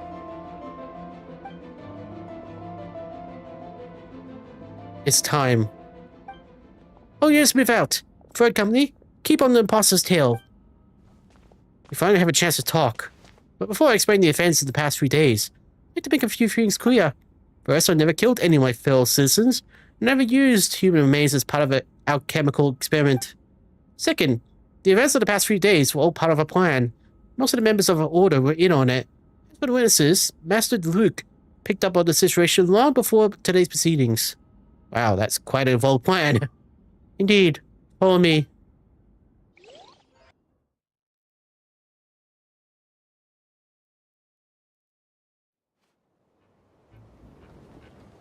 Slimes. What? How are there monsters in the city? They are monsters from Dragonspine. An attack is imminent, but fear not. We've been preparing for this. We've been monitoring the resurgence of Durin's life force. Its festering nature agitated these monsters. We knew it was only a matter of time before they advanced on Mondstadt, and so we made preparations for an inevitable battle. I was hoping you two could join me and provide assistance in the battle to come. Of course. Where's our first stop? The top of the city wall. Okay. Huh, Mona's here. Master Jean, headquarters should be secure for now. We responded in time and had enough manpower. We can even spare some for mobile support across the region. Good. Our intel suggests that the monsters from Dragonspine could be disguised as Mondstadt citizens, so be sure to exercise caution.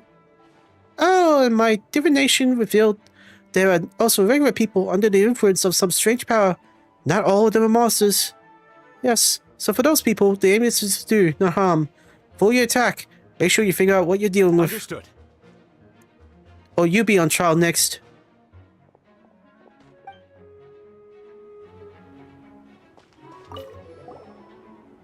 Ah, perfect timing, Samoas. I was hoping you three could form a mobile unit to help respond to the various threats in the area. It's been a while, Samoas. I'm also here to help. Jean and I are going to remain here to monitor the situation. We'll leave the other locations to you. Don't worry, my disguise glass doesn't show the slightest chance of failure. Victory will be ours.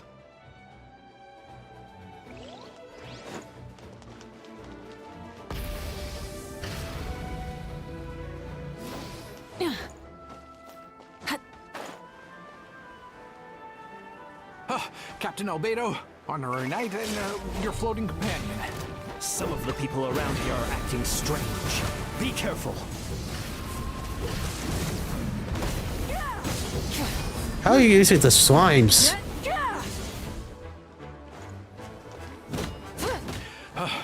Thanks for the help. I don't think we could have managed that on our own. No, you couldn't.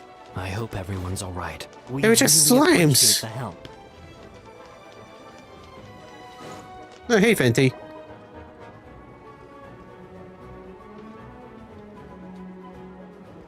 Hey, Venti! Shoot, someone's coming.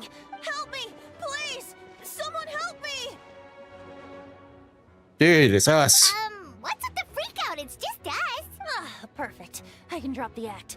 Sorry, I thought you were regular citizens. It's about time. I think we should see this planned. I agree. Although, it's been a while since I dealt with something this big. Oh, it's gonna be pretty exhausting. Don't worry. I'll teach you a drink for your trouble. Just what I wanted to hear. So, these two know the other's identity then? People can make new friends when we're not here, you know. Monsters started surging in from Dragonspine during the trial. they soon became agitated, likely in response to the core coming under pressure. Still, I never expected those monsters to have become this advanced. The power of evolution cannot be underestimated, especially considering the fact that Durin absorbed the previous imposter. Wait, so what about the map? And the missing bodies? What the witnesses saw were true. I did hide those bodies.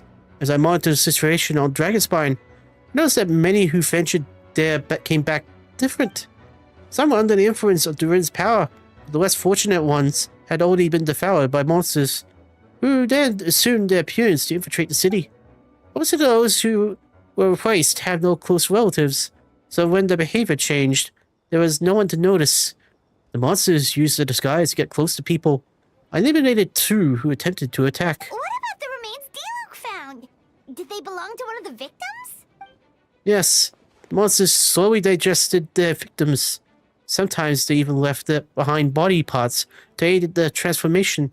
All that remained was the first victim, was a few strands of hair, and the second one some teeth and bones. The only bodies Albedo destroyed were the monster's mimic forms. Then he buried whatever remained of the victims to put them to rest. Well, someone had to do it. Besides, I managed to gather some valuable data on the purification of the bodies. After we defeated that doppelganger, Whooperflower on Dragonspine, we promised to tell each other a story, remember? You told me a story of a gun, I remember. I'm glad. Then you remember what I told you about Subject 2. In his pursuit to replace Subject 1, he transformed a Whooperflower into Subject 3. So there was another imposter on Dragonspine that day. Yes, that would be Subject 2. I confronted him and buried his body on Dragonspine. So, you see, at one point, there was something hidden in that hole you found. But Durin is becoming more revitalized by the day. Under the influence of this power, the monsters dug up Subject 2's body and returned it to Durin's stomach. Durin has still the failed creation, along with his knowledge and way of thinking. Ever since then, all creatures spawned from his power have the ability to transform their appearance. Humans who ventured into Dragonspine for too long are also bound to fall under Durin's influence. But those effects don't show themselves right away, and the extent to which a person has been affected is hard to perceive. You saw it for yourself, didn't you? All the people acting strange? Those are the same people who just tried to break into the Knights of Favonius headquarters. Durin's power remained dormant within them until, finally, it surged to the surface and seized control. That was also our goal. If we could force the situation, then the imposter had no choice but to unleash that power. All those under his influence would become violent, and thus, we would know who was affected. Wait, so what do? We can't go around hurting innocent people. That's why I'm here. It would make me look bad if I just lazed around after promising to help. We will use the power of Animal to restrain them for now. I will give the Knights the chance to subdue them without harm. A specialized team will deal with them later. Alright, that's the long and short of the situation. It's time to activate that thing, right? Yes. So, if there are little secrets other people shouldn't know, my identity, for example, keep it to yourself, okay? Alright, this should do it.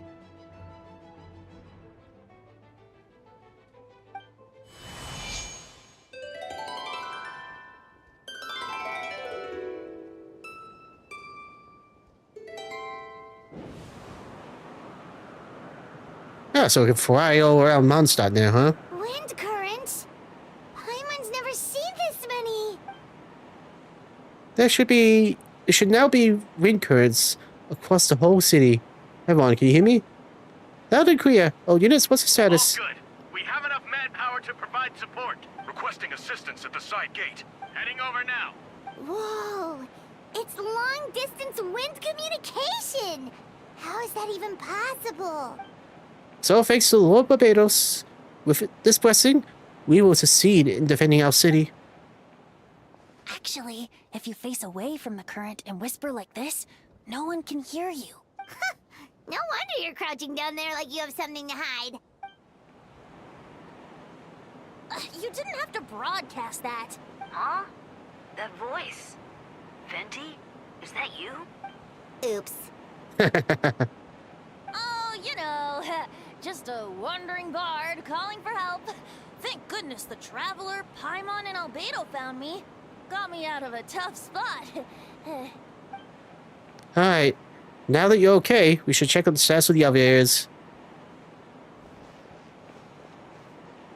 Thanks, friend. May the Animo Archon protect you. But that's not good. I've got things covered here.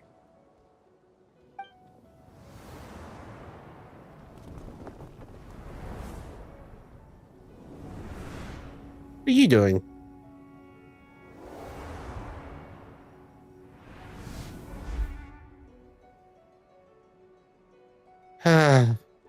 I don't like being in the middle like this, especially on a bridge. Oh? Look who it is. Get back. Phew, that was a close one. I suppose things are in order, Master Luke. I appreciate the help. No need. I didn't intervene to save you. It was for my own convenience. You were in my way. Oh? Well, let me get it out of your head then. I suppose we could work together, but you just melt my ice anyway. Suit yourself. Alright. Tell me, when did you notice something was off? The first trial. Ah, because of that fake Herfa? No, because of you. Me? What did I do?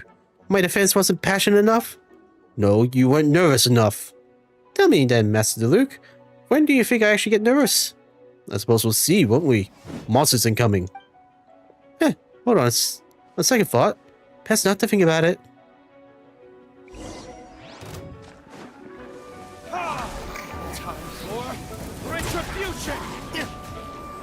Dude definitely needs like a new alt animation because it doesn't seem fair that he's only 5-star without a good one.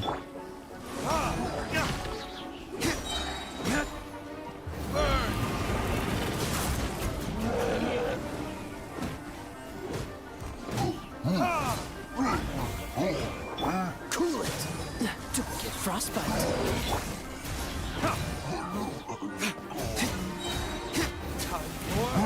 Retribution!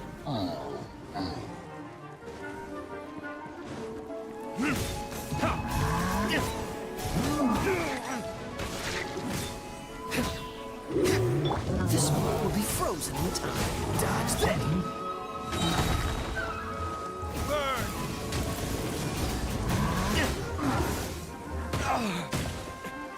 Is that all you've got? Yeah.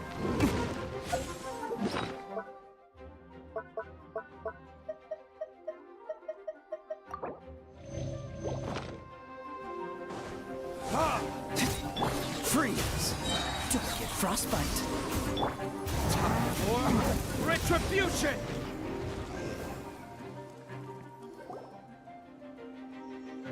They're over there! Dilu, Kaya! They had time to make you out here. I'm guessing the other areas are secure? What? We can't be here because we care? Maybe this was just the closest spot to the city gate.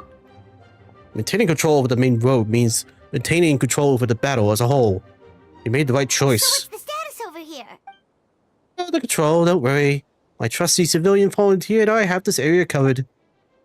I think you mean the man who held the title of cavalry captain before you. We don't have to bring that up. Well, keep up good work. We'll go check on the status of the other locations. Good luck. Oh, and I want to thank you for what you said in court. If I'm not mistaken, you're on my side by the end. Ahaha, believe me, you had a suspicion since the first trial. I suppose I just didn't feel right to believe someone who helped me in the past could be a cold-blooded killer. Aw, that's so sweet. Thank you for trusting me and choosing to fight alongside us. As for you, Kaya, good work as always. Of course, stay safe.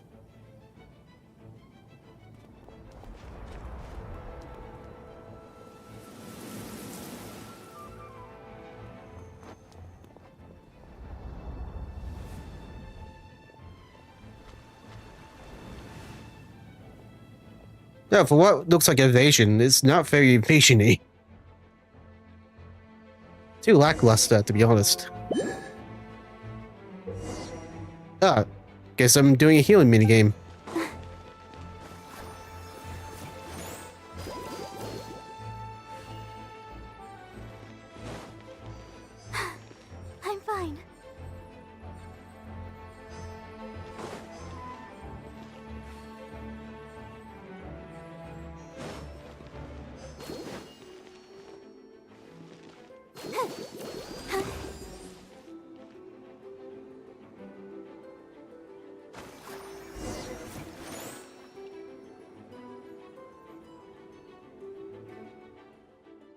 Yeah, you too. You should be on the mend. Thank you so much, Miss Barbara. Things are still quite chaotic outside. It's best if you all remain inside the cathedral for now. You're not rushing back on the front line, are you? You're still injured. Don't worry, Miss Barbara. I'll try not to put myself in harm's way. I can help with the logistics from the back. Well, maybe I could give you a hand. As you said, the situation outside is chaotic. Urgent parties should not be left unattended. There are others here who need to get back to the front lines, so I'll escort you all myself. Of course. Thank you, Miss Rosaria. Just doing my job. I'll leave the cathedral to you then, Barbara. You can count on me. I don't really know how all this started, but I do know that Jean and the others have been preparing for this for a very long time, so I think everything will be alright.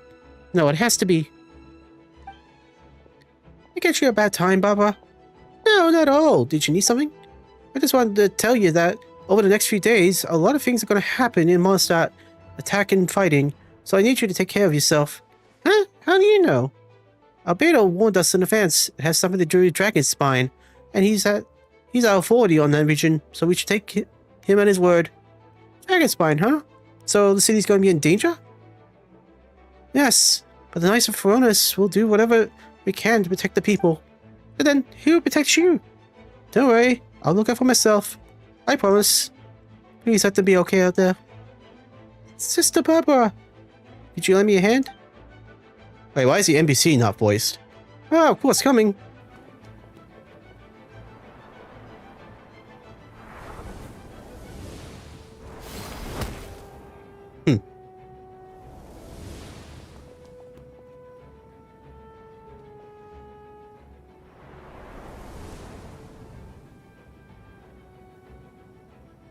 They're here! Prepare for battle! Guard, everyone! Incoming monsters at 11 o'clock! So we got 25 Hurchels, 2 Blazing Axe Metatrolls, and a bunch of different slimes. Prepare elemental countermeasures! Roger that! They're just... Oh. I was gonna say.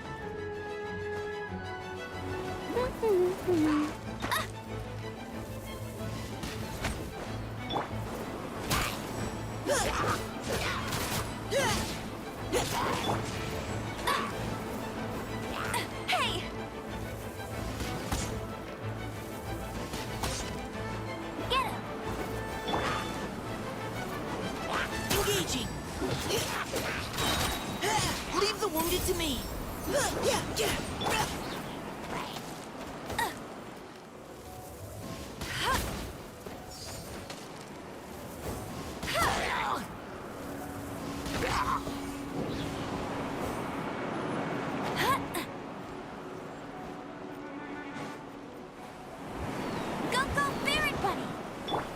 This is kind of weird, to be honest.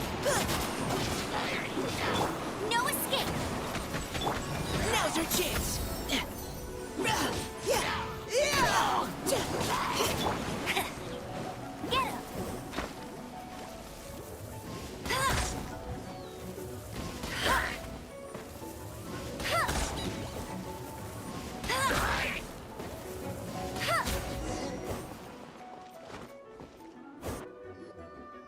All units are now in position.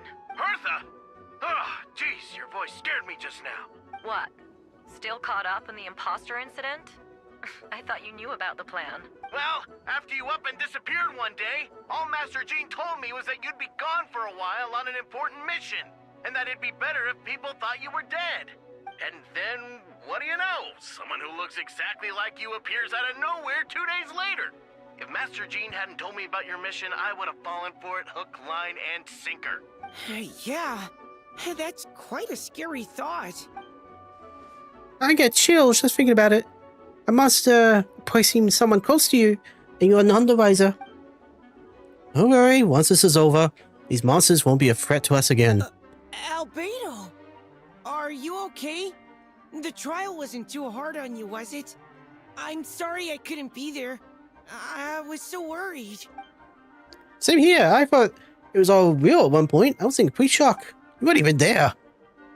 So you didn't know Amber? Then it seems you did an excellent job at keeping the situation under wraps. And no need to worry, you two. I'm no worse for wear. That sounds like you're alright. She's like a pinch of wool, that one. You're not getting a secret out of her. Yeah, for sure. She's someone you can really count on. Wait, so how did you decide Hertha should disappear again? After all this fighting, I can't seem to get it straight. It was Kaya's suggestion. He said the plan worked best with someone well-known and reputed without getting too high profile. Naturally, Miss Hertha was the perfect choice. We needed to leave a hole in our organization, so she came up with the idea that she would disappear. Ah, so that explains the rumor that someone had fallen during a mission. Of course, it didn't take long for that to get resolved. No, because the imposter fell right into our trap. It was all part of the plan. First, we spread the rumor that Hertha was missing in action after some kind of incident. News came from Kaya and Hertha's direct subordinates, which was important because we needed it to be credible. The imposter saw the gap in our ranks and couldn't help but take the bait. Didn't take long for the fake Hertha to appear on the night's patrol route, claiming to have survived her mission. When did that happen? Over 6 months ago. Whoa, so this has been a long time in the making. Yes, and our enemy was more meticulous than we expected. Monsters have been searching for Hertha's body in order to protect the imposter's identity, which is a more advanced way of thinking than Subject 2. But we had to wait long enough to convince the fake Hertha that she had our trust. Furthermore, we needed her time to gather evidence against me and convince herself she had enough to strike. But how did the Knight's internal information even reach Durin and his monsters? Should we even be having this discussion right now? There's an informant among our ranks. Alright, but Beto's already tracked her down. She doesn't have her blessing, so she can't hear what we're talking about right now. Honestly, this whole situation almost gave Paimon a heart attack. All those awful accusations in the first trial, and you couldn't even defend yourself! It was to be expected. I couldn't just reveal the truth. It had to be the right moment, or it would have given the imposter even more fuel to use against me. She would have demanded to know how I knew about Dragonspine and the monsters in disguise, and if my true identity got out, the parties trusting me would be gone. It was a trap, you see. Argue back and expose my origins, or keep my mouth shut and be seen as a murderer. Credit where credit is due. It was well thought out. Yeah, thank goodness we were able to back her into a corner. Indeed. I have you to thank for that, Samos. You probably don't know it, but you've been part of the plan since the beginning. Me, but I didn't even know there was a plan. And for that, you have my sincere apologies. I know I kept you in the dark, but I had a reason. This might not sound initiative, but I did it to make sure the plan even stronger. From the beginning, I knew I had to leave the letters in my office for a fair and independent reader to discover. So I'm willing to seek the truth. Naturally, I thought of you. I knew you returned for Windbroom. I knew you would agree to attend the trial. And I knew your sense of responsibility and justice as an honorary knight would compel you to start your own investigation. The fake Hertha, Subject 2, has met you on Dragonspine before. If she thought even you had lost faith in me, her confidence might get the best of her. The perfect time for us to strike. Beto's right. You were just part of our plan from the start. Hope you don't take offense at our decision to keep that from you. And please, don't be too hard on Beto. He was just doing his best to look out for Mondstadt. Enough people were involved in the plan as it was. We had no other choice. Honorary Knight and Paimon will always be friends in Mondstadt. We will never get that. Aw, that means a lot. Yeah, but we shouldn't be having this discussion right now. In that case, thank you for thinking of me. It was an honor to take part. It is us who should be thanking you, Honorary Knight. Wait, was that you just now? Let's go to the side gate to check it out. I step outside the courtroom and this is the first thing I see. I'm not sure how much more I can take. I'm not brave enough. I think you should give yourself more credit. You were brave enough to sit through the trial despite the nature of the allegations. That takes strength. Deacon Daria? I didn't see you there. Apologies. Rosaria asked me to come. With Albedo running around protecting the city, she was worried you might be alone. At a time like this, 2 is much better than 1. So let me help. Oh, thank you. I didn't think Miss Rosaria even remembered me. Of course she does. She spent all that time monitoring Albedo. It's only natural that she remembers his most dedicated student. Oh yeah, so after all this time, I doubt Mr. Beto's identity will be a secret, huh? Not to the higher-ups, at As least. far as I know, he shared that information with close members of his order long before these events. Huh? Perhaps I spoke too soon. You do scare easily. Ah, sorry, I guess I didn't expect Mr. Beto to just feel like that. I'm sure he felt the time was right. Besides, you know the truth. I know the truth. It doesn't change anything, right? And Mr. Beto told me in the library a few days ago. I was pretty shocked. But more than that, I was amazed. Not afraid? No, not afraid. I trust in knowledge and silence. And I trust in Mr. Beto as a person. I just noticed, Deacon, there aren't any wind currents around us. We lucked out on that front. Otherwise, that conversation would have been for the whole city to hear. Huh? That's how it works? That could have been so embarrassing.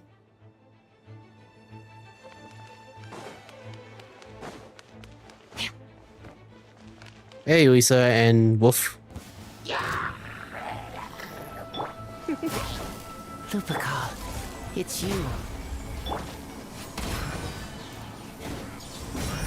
Wait, is Razor voiced?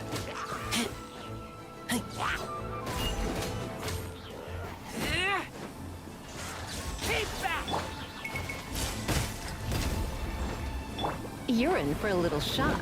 You've been a naughty boy.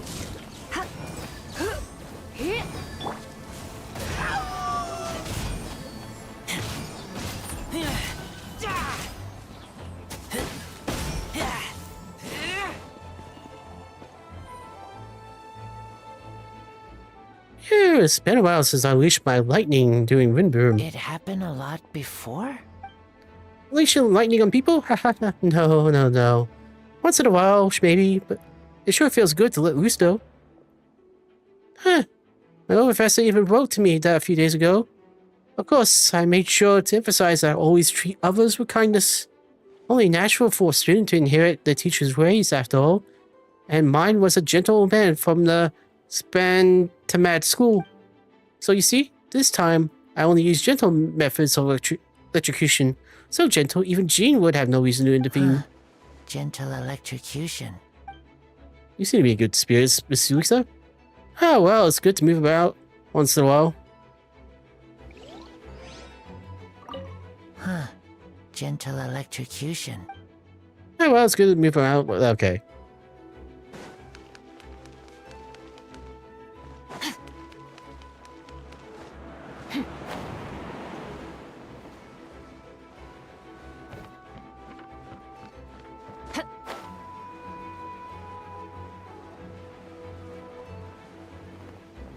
Something here? Not seeing anything. No. Hey, Diona. Those darn things are more annoying than disgusting Bruce hounds. Albedo, Samos, if you want to tell any more, who needs a safe place to wait this out, feel free to send them to Cattail. I'll be here to watch over things so the tavern will be safe. Thank you, Diona. We'll be sure to do just that. Why is there so many people he had not voiced?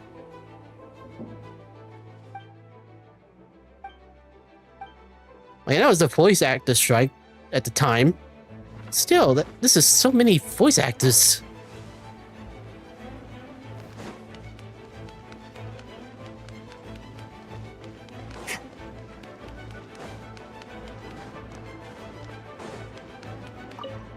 Vile.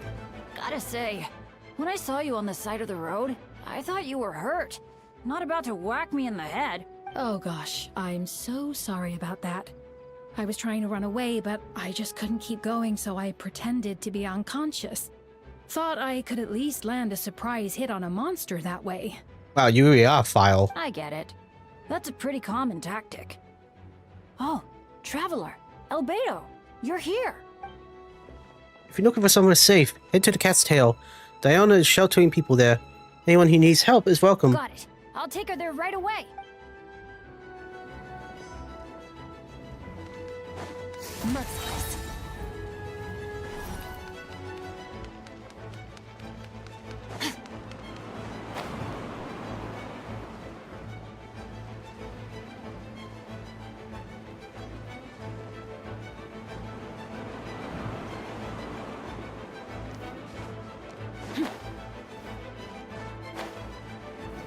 Okay, this is where Lua was. It's all my fault. I knew Clea was fast, but disappearing like this? I only lost sight of her for 1 second. How am I going to explain this to Albedo? Explain what? Albedo, Traveler, Paimon, what brings you here? We're providing mobile support across the region. Was there something you needed to explain? You can tell me anything. Hope you know that. Yeah, plus we kinda already heard what you said, so... Just tell us. There's nothing to be afraid of. Clea, she disappeared right under my nose. I'm sorry. I'm doing all I can to find her. Let's see. Please don't beat yourself up. Clea is... Something's coming this way, and it doesn't look pretty! Alright, fighting first, conversation later. She was right next to me, and the next thing I knew, she ran off somewhere. I swear I only lost sight of her for a second.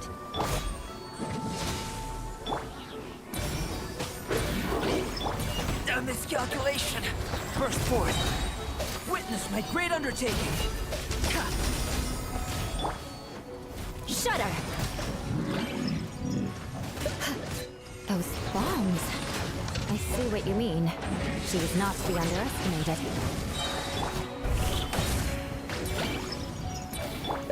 Vengeance will be mine.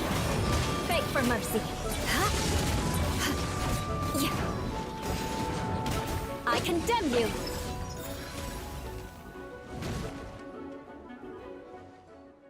You won! Great work, Clea. I'll be counting you to protect you next time, too. Albedo, you can't be serious. No problem, just leave it to Clea. Are you going to go on patrol, Mr. Albedo? Clea heard you went camping for a few days, and those monsters followed you back home. Camping? Ah, right. The truth isn't suitable for little ears. That's right. So I need to report back to Master Jean to settle my expenses. If you have some time, I'm sure you would be grateful if you could escort her back to the headquarters as well. Of course. I place myself in your capable hands, Spark Knight. It would be an honor. Clea would do her best.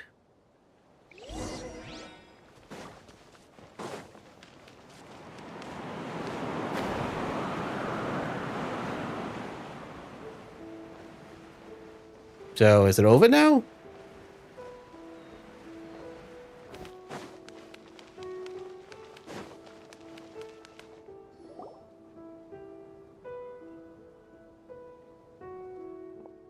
That should be it for now. Good work, everyone.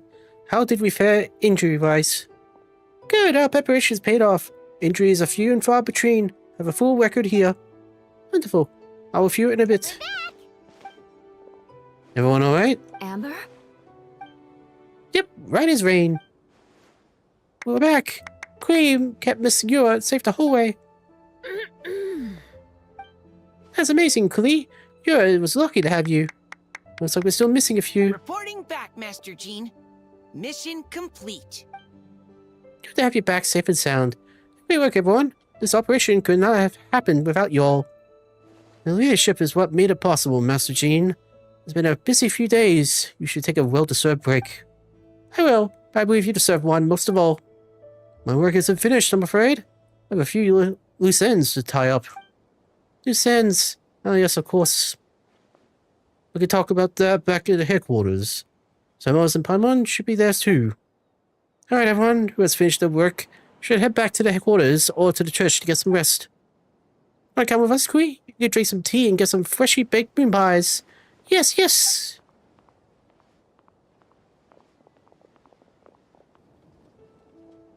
Let me guess, I'm gonna go fight the big baddie. Auntie, thank you for everything. I know there were difficult moments along the way. Oh, well, wait. Does that mean you saw me running for my life? No, apologies. Don't forget I said anything. Just kidding. But you're right. It was tough out there. I almost lost my hat to the wind several times. Any notable information on the wind? Of course. I was out on the city wall for quite some time. I heard all sorts of things. As for something notable, well, I picked up on anxious voices and a child's anger. Duan has been isolated for centuries. but absorbing Subject 2's emotions allowed him to understand certain truths about this world and his existence, including the fact that he's no longer Mother's only child, or her most perfect creation. It's obvious he's found that fact difficult to accept. The emotions he felt in response were quite genuine and, dare I say, human. If I eliminate this perfect creation, I would be the only child Mother needs. This mindset arose from Duran's instincts to compete and survive, and come to dominate all those around him. Of course, the absorption of Subject 2's knowledge allowed him to take a more intelligent approach, accusing me of murder. In the end, however, Duran still lacks sufficient social intelligence. The fact that his army even got this far is a miracle. Oh, no wonder Venti sensed a child's anger through the wind. That same feeling. It's close. Yeah?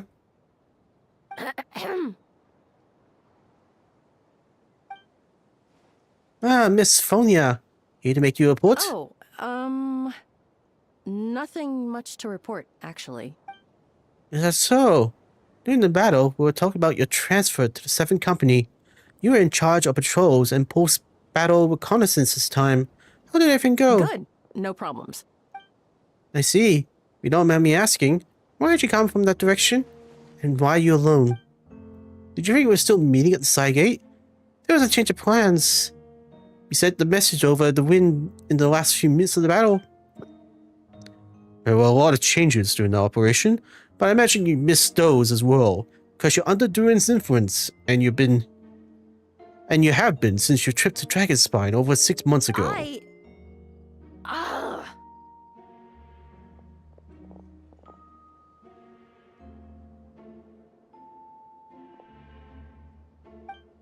Don't move. Let's continue the discussion back at headquarters. Don't be scared. I'll figure out a way to free you from his power soon.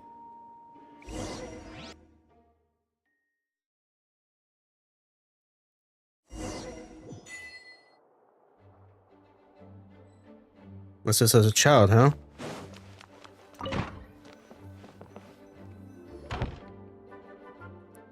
Alright, the others are looking after Phonia.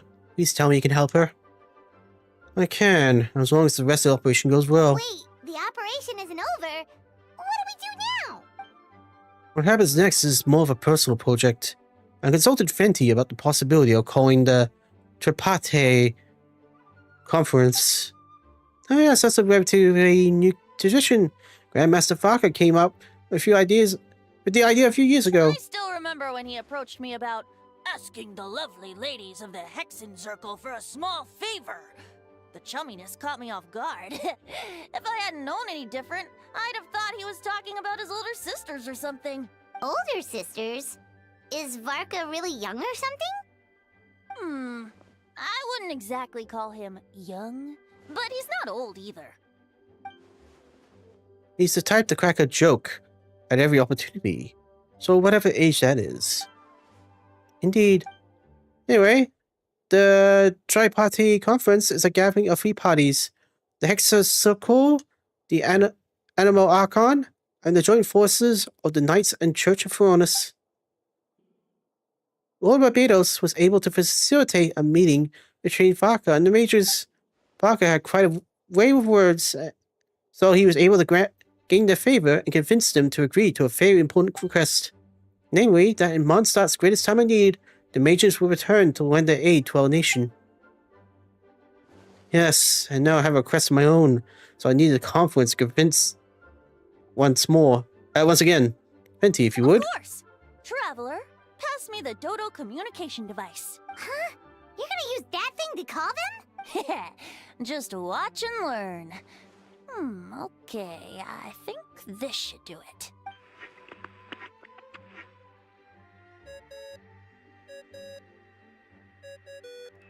What's that ringing? Is it the wind or something? Hold on, that's not the right voice. Wait. Barbados? Varka? Yeah, so he has a voice. Hey, Master. Oops, wrong contact. Sorry, Varka, you're probably busy right now. But considering I'm surrounded on both sides with a group on my tail looking to turn me into mincemeat, yeah, I'd say so. Ah, yes. Well, have fun with that. We can talk some other time. All right, pass along my regards. Oh, and I still owe you for those drinks, don't I? Just take it from my stash. I keep it in...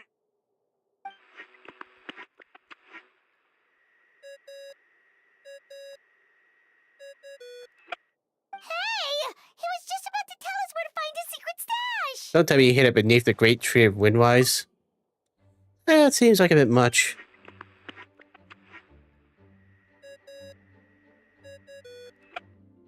Hello? Who is this? Greetings, Miss Alice. It's Venti. Venti? Nope, it doesn't ring a bell. You're really gonna tease me like this? Fine. It's Barbados. Apologies, just a bit of fun. What can I do for you, dear Barbados? You still remember the tripartite conference, right? I'm calling on behalf of a friend. He's asking for a meeting. Oh? And which brave soul is it this time? It's me, Aunt Alice. Albedo, captain of the Knights of Favonius investigation team, requests a formal meeting with the Hexencircle. And what is your wish, dear Albedo? I want to accomplish something unprecedented. How unprecedented. Something even your mother Rhine-daughter never accomplished? In terms of technique, no. But in terms of location and materials, yes. Okay, that makes no sense. You've piqued my interest. I'll be right there. You right where? Here? It's in this office? Hello again, everyone. Hello, fluffy wizard. Hello, Aunt Alice. I see you turned yourself into a giant Dodoko. Darling, isn't it? It even has its own hat. Wow, the attention to detail. Pleasure to see you all again. It's been a while. On behalf of the Hexencircle, I hereby grant Albedo's request. I'm guessing you still need to prepare? Take your time. Just come find me at the long table when you're ready. Aw, that's nice of you. I suppose it's just my nature, darling. Thank you, Aunt Alice. Before we set out, there's someone you need to meet. Head to my office. Well, he's waiting for you there. Oh yeah, who?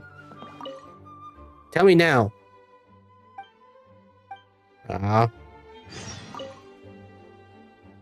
You did so much for us this time, Lord Barbados. I don't even know how to thank you. Don't thank me at all, please. It makes it seem like I'm useless the rest of the time. You kinda are. No, that's not what I meant. Narcon has their own calculations. Who am I to question their wisdom? Okay, now you give me too much credit. I admit I'm not the most, proactive Archon.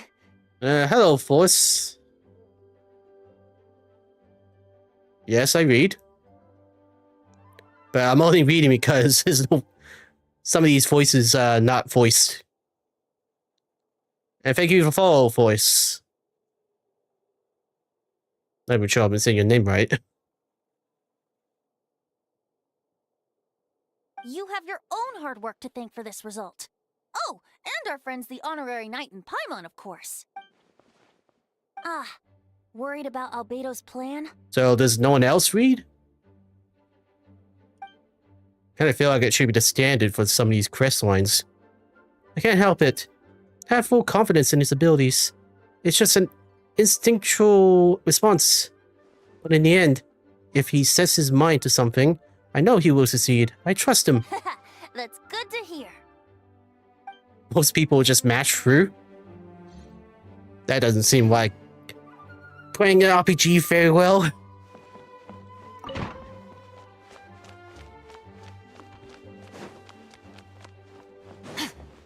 Though there is some people who skip storylines.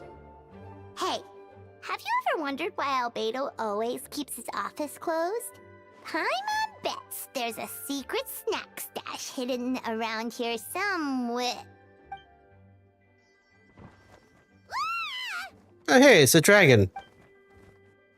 Hey, not so loud. Mini Turing, what are you doing here? Well, actually... Oh, does that mean Wanda is here? I mean, I could have been helping you guys in secret this whole time. I tried tapping Paimon on the shoulder during the battle, but you threw it away too fast. You were there? Yeah, I've been in Mondstadt for a few days now, but I kept myself out of sight. I thought people might be scared of me. Oh, don't worry. We aren't scared of you. Yeah, thanks. So, what brings you here? Oh, is it Windbloom? There are a ton of fun games this time of year. I did sneak off to the festival for a bit.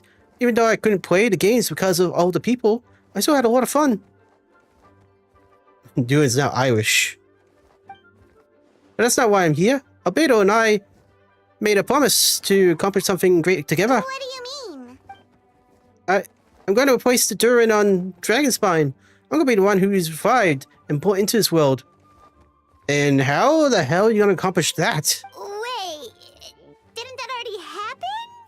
You left the storybook world, and now you're here. Sorry, I should be more specific. Albedo said he can use alchemy to turn me into a human. Go on. What? Human transmutation, so you're Albedo's intended subject. Yeah, he's been working on it for a long time. And that's what you want, Mini Durin? To become human? I don't know if want is the right word. I don't even know if there's a right answer in this situation like this. But I do know this. I have as much of right to this name. I don't want to lose it to the other Durin. Becoming human isn't as simple as changing forms. I know, Albedo talked to me about that. He said the Durin on Dragonspine is a lot more aggressive and primitive, almost like a beast. But Mom created me in the storybook. The pure parts of me can balance out the evil parts of him. So you're going to merge? If I'm honest, I don't know what that will look like. If I can still be me once I become one with that part of him. Maybe without a complete soul. There was never really a me to begin with. Albedo said these kind of questions are normal. We're all trying to figure out who we are. So how's your day, voice? You been rolling for any characters or something? But I'm not afraid to change. I want my life to have meaning. And suppressing evil dragon, becoming human, all sound pretty meaningful to me. So don't worry, no one's forcing me to make this choice. Well, turning you into a human sounds like a huge project. Yeah, I'm really grateful for him. To him. We're kind of in the same boat, you know? Albedo told me he's the crème de plants. A synthetic human, and if this works, I'll be one too. We'll be the only two of our kind in the whole world. Our chemical creations are allowed to live in human form. If all living things are grouped together by species, and there's only one other person like me in this whole world, I guess that makes us family. Definitely. You've just got to trust one another. Actually, while we're on the subject, does your friend Hack Guy know about this? Yeah, I told him. I was coming here to fulfill this, duty. He didn't try to stop me. Just told me to get a move on then. He didn't say it outright, but I think he supports my decision. Maybe he even thinks it's a good idea to go through with this. I'm a little scared, of course, but excited too. Anyway, I'm really glad to talk to you at this time like this. I feel a lot better now, so thanks. Farming the event catalysts on all my ults. Do you have ults on this game? I'm feeling a bit nervous. Okay. Anyway, I can cope. I gotta do my best to stay in a good frame of mind, so that's Albedo's plan can succeed. The event catalyst.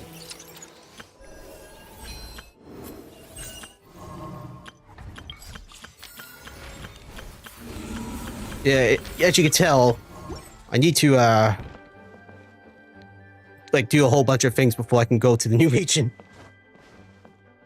EU is main, America was meme teams, Asia was speed 1. Fair enough.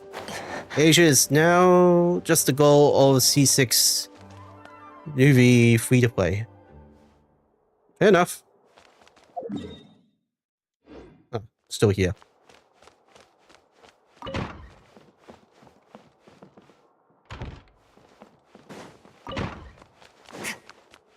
Upstairs again.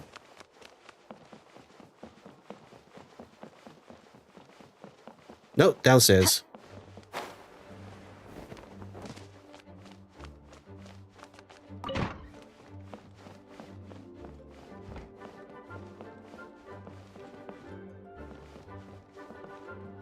You can tell the mini-map is not great.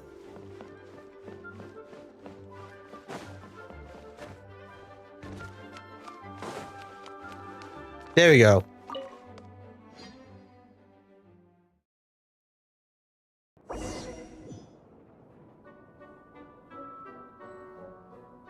Water and ice. Yeah, I got the right amount.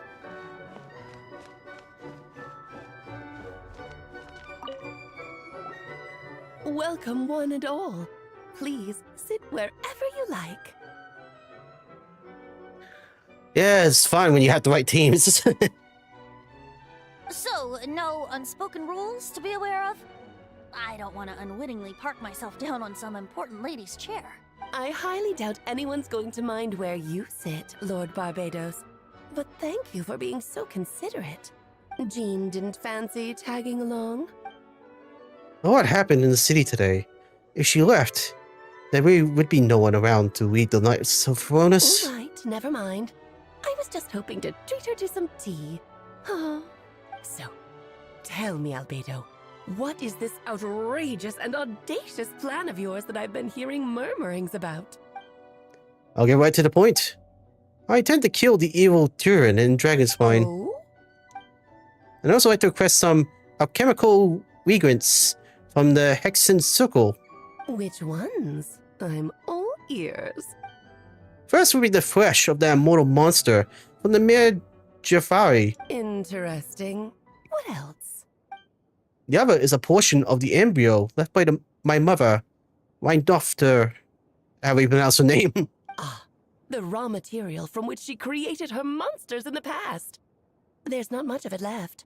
And she just happens to have an embryo? Dragon blood, monster flesh, and embryo. Sounds to me like a formula for creating life. Correct. Durin's heart has continued to beat ever since the day he died. That means it's just a matter of time before he eventually returns. It could be centuries away, or millennia, but the day will come. I spent years investigating in Dragonspine, so I'm well aware of the danger he poses. He has already posed a considerable threat to Mondstadt at less than half of his original strength. There's no telling how dire the consequences could be if he was ever regained his full life force. Hence, if we want to be free of the dangers posed by his blood and limitless vitality, we must find a way to eliminate Durin entirely. Unfortunately, Durin is a special entity. Even after death, he could reawaken at any moment. So the solution is to kill him, and then resurrect him in a different form. Upon resurrection, he will no longer be the creature he once was. In fact, he will no longer be a monster at all, because I intend to transform him into a human-like being. During the summer, Clea and I visited a fairy tale world called Simulonka. Funny enough, that wasn't in the recap. It was created by mages from the Hexen Circle, so I'm sure you know of it. Of course. It was even the home of one of M's children the other day. Oh, I see. It was during that journey that I learned, with certainty, that Durin would return to life one day. That experience inspired me. I met the pure soul M had created, and I knew if I wanted to change Durin's fate, he could be that key. To that end, I devised an alchemical model for the transmutation. The soul will come from the fairy tale dragon of Simulonka, the blood of the original dragon's heart. And the monster remnants from the Mer Javari and the embryo mother left behind will form the flesh. The corrosive nature of the dragon venom and the heightened fertility of the monster remnants will offset each other, keeping the constructed body in perfect balance. A powerful side effect can be triggered when festering forces and life energy collide. In an alchemical setting, the results are sure to be nothing short of astounding. The glint in your eye when you talk about these ideas. You really are your mother's child. Do you see that as a bad thing, Aunt Alice? Of course not. To me, you're both extraordinary individuals. I find you fascinating. In any case, now I see why you asked Venti for help. The raw materials you seek are extremely valuable. The misuse of even the tiniest amount could cause unimaginable chaos. That said, we're happy to give you what you need. But there is one condition. You need to prove you can wield them. And so, you must pass the Hexencircle's trial. I understand. I figured something like this might happen. That's why I asked Samoas to come along. Yeah, because you want me to fight for you. Wait, I'm joining you in this thing? You're not even gonna try and talk me into it? Oh? You need convincing? I thought you want to keep an eye on me. Who knows what sort of outlandish things I might attempt without someone to keep me in check? Fine, I'm not gonna argue with you. So you know our tricks, huh? Aunt Alice has always loved the spectacle. Any chance to witness friends come together to support one another. Well, success means little if you have no one to celebrate it with, no? Fair enough. Although, I'm afraid dear Paimon will have to sit this one out. Poor Paimon. The Hexencircle trials are no walk in the park, my dear. Besides, I already decided on the structure.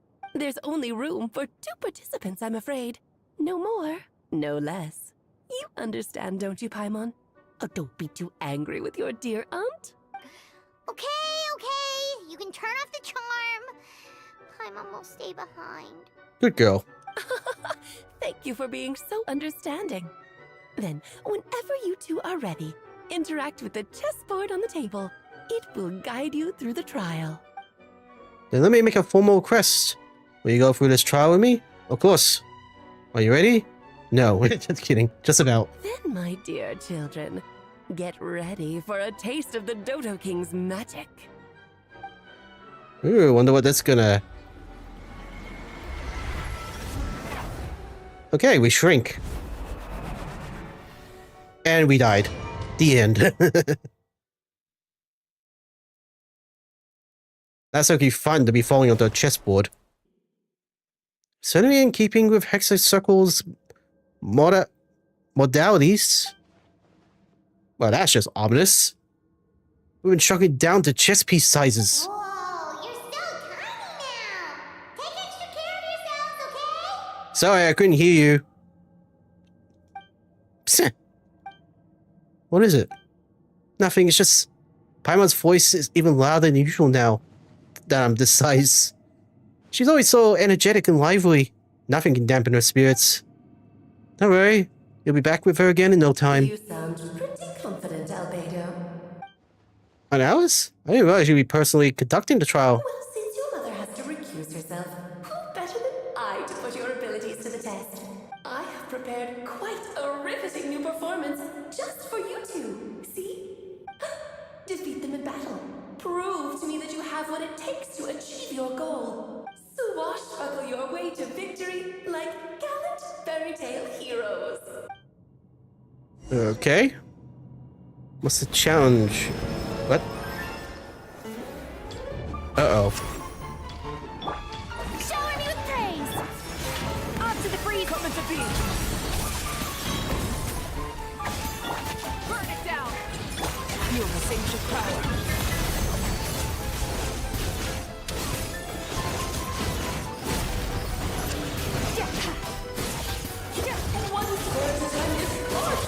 Oh, that's not good. Time to shine. This is your moment of birth.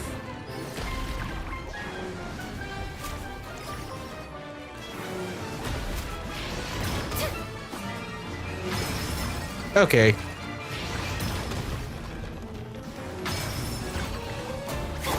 Light it up. Witness my great undertaking. Live.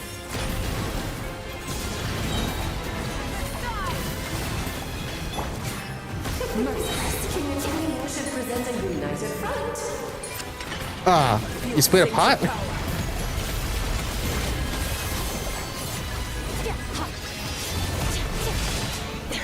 Ooh, that was a lot of damage. Strike a pose.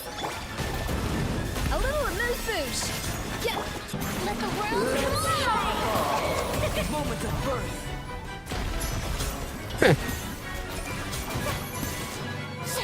What am I aiming for?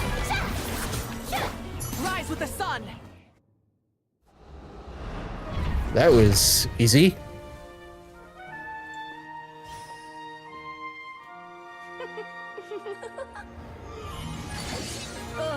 It had to be this form? A toy really doesn't suit me. This one doesn't seem like Alice. Well done. But this isn't over. I will now preside over the second trial.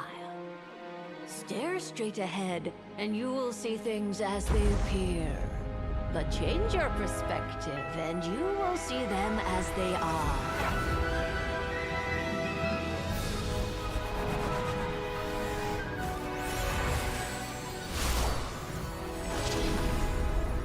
Thanks for the save. You okay?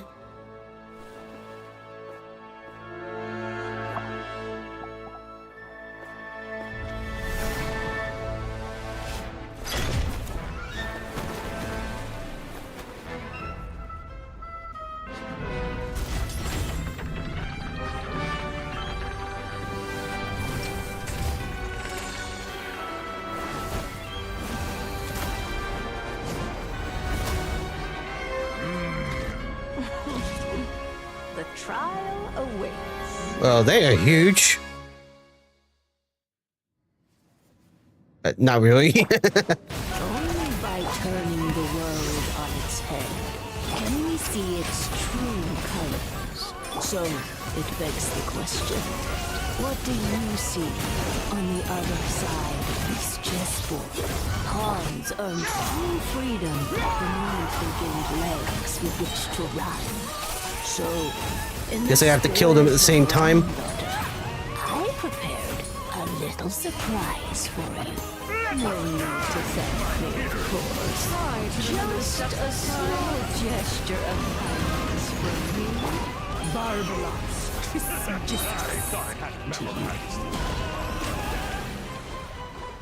Oh, Albedo. A great undertaking. Come with the bee. It is time. Lay out with the bee. With what almighty This calls for some pomp and ceremony. Good lord. Give me your eyes. Where were we? Light it up. Feel this ancient power.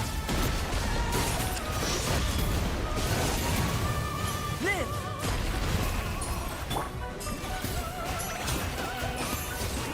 Come with the bee. Well, the game actually did warn you about that. Moment of birth. But yeah, I got myself a decent freeze team.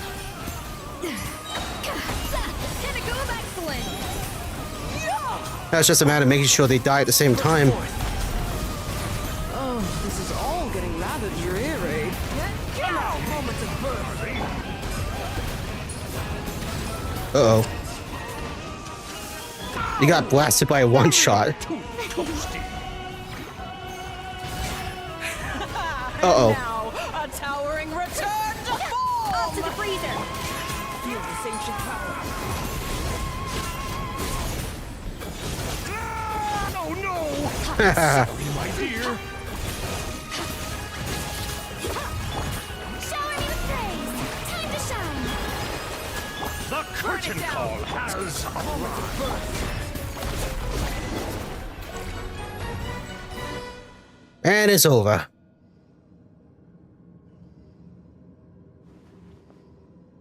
Yes, very well done. I will admit, that was actually a little trickier than normal. With other world bosses, I mean. We did it! Oh, they've grown up so fast. I'm so proud. Really? Well then, I'll leave you to debrief the others about today's events. Huh? You're leaving already? You did marvelously today. I'm thrilled for both of you. And should you feel the need to gloat profusely to that student of mine so she knows to up her game, be my guest. Lovely tea party. But that'll do me for now. Until next time, my dearies. Bye. You're just going to up and leave? Barbie? You'll have to forgive Barbalov. She's always on the move. And she never says where she's going either. I think she enjoys the mystique. But if I had to guess, she's probably going for a walk. She's a very health-conscious individual. Barbie was satisfied with your victory. And so am I. Congratulations to you both. You can come back now. Oh, Whoops. I need to turn you back to normal first, don't I? Please do.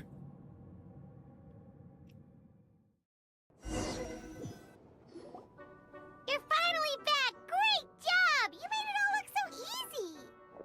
Thank you for the compliment. Nice to have you back safe and sound. Now time to relax and switch off. You've earned it. Thank you. Felt pretty good to beat the trial. Once you rest it up, let me know when you're free, and we'll head to Dragonspire. To deal with the Dragon of Dragonspine, right?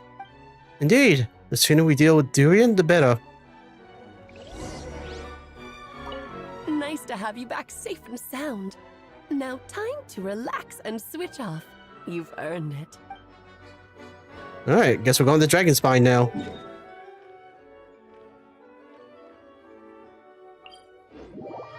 So, with Not Cry, is there any future character you're interested in? I have a couple of friends that want Flynn. Was it Flynn? The lighthouse keeper?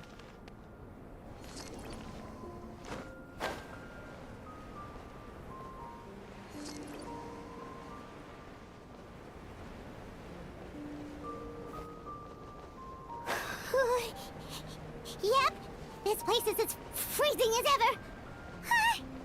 Paimon's hands are turning to ice.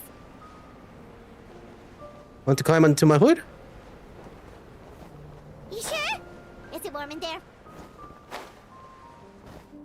It should take the edge off and it might improve your mood. Okay, that was too quick. Ah, Luma. I actually got lucky in Gutter. Though I haven't leveled up yet, because I need to enter the region and, you know, get artifacts and whatnot. Where is she? Where is she?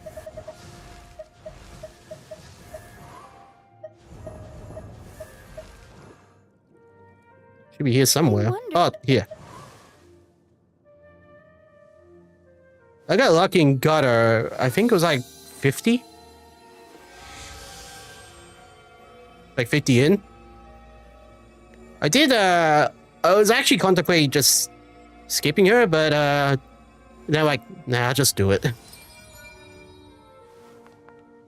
After all, I need a not quite character for whatever special mechanic is going on over there. The lunar system, I mean.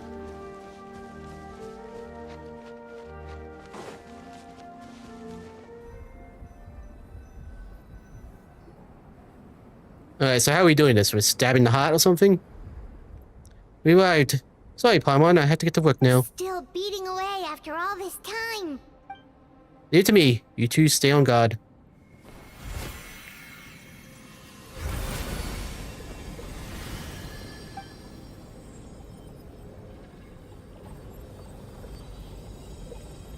What do you say, nervy? May Paimon ask a question? You mean Neverlet, right? I also got him, but I haven't really found a decent team for him. You may. Who is Durin to you? Do you think of him as one of your kind? And is he a dragon, person, animal, or monster? 47 PD at the moment on the account. Good to know. From our chemical perspective, we're both artificial creations. But biologically speaking, we have no relation whatsoever. So to say we are kin would be categorically incorrect. Sounds like you prefer humans to dragons then. It's not so much a matter of preference. However, as things stand, I would say I belong to the class of human. A bit, a unique category thereof.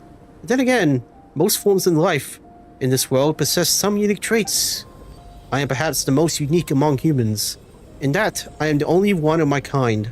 But soon, there will be another just like me, assuming this alchemical project proves successful. I believe Mini Durin already told you of his intent to replace the Durin of Dragonspine. In my conversation with him, he also expressed a strong interest in becoming human. It's a fascinating prospect, not to mention an extremely challenging one. I don't understand why he came to that decision. Do you see this as an act of creation? Well, understood is in the broadest sense. This project deals with both the past and future. and stands to profoundly impact many lives. That primarily is what makes it worthwhile. Helping Mini Duran become what he wants to be is a secondary consideration, though still a meaningful one. By contrast, my personal motivations are nothing so grand and meaningful. I'm just pursuing something I believe in. In my view, to cultivate life, which this world cannot generate generously, is to cultivate the world itself. Whatever aids life in attaining a greater level of perfection improves the world by doing so. It is not a question of whether this ought to be done or not, merely whether I wish to. The alchemical enterprise is concerned with deciphering and comprehending all forms of knowledge. That is the path I walk. Of course, that's not to say that this is just a science experiment to me. Anything that affects Mondstadt, I approach first and foremost as a member of the Knights of Feronis. Does that answer your question satisfactory? Well enough. Thank you.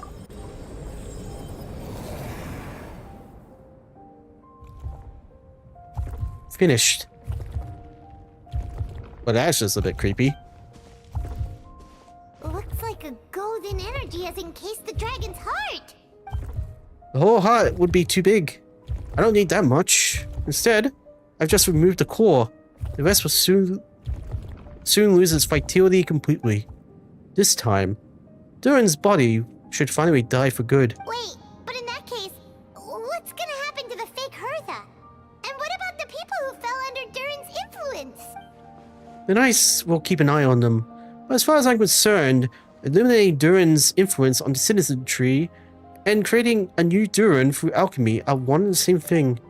Armed with this heart, I'll be able to complete the alchemical array and deal with those issues in one go. Interesting.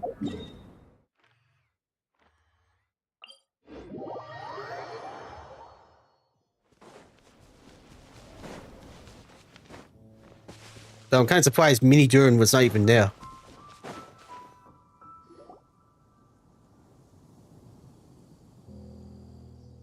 Let's call it a day here. Thank you for accompanying me. Pleasure. We sure learned a lot. Mondstadt's a lovely place during the Wind Bloom Festival. You should take a look around and pick out some nice souvenirs for yourselves. Oh yeah, the festival! Wonder who the Windbloom star is gonna be this time. Well, we've been too busy dealing with this situation the entire time. Who else would be free to work during the Windbloom Festival? I'm sure we'll find out on the day of. 2 days later? Okay. It's always 2 days later.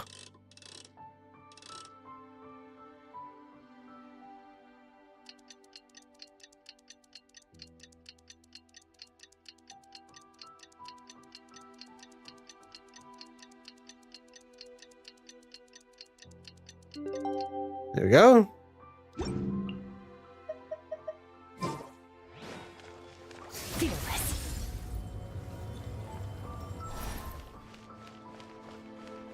Wait. What?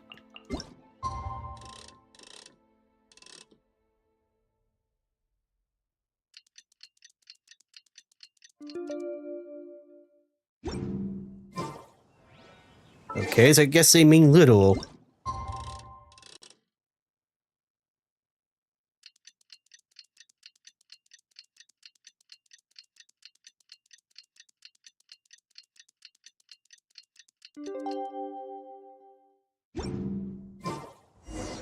The Windbloom Festival is about to begin! Let's go check it out!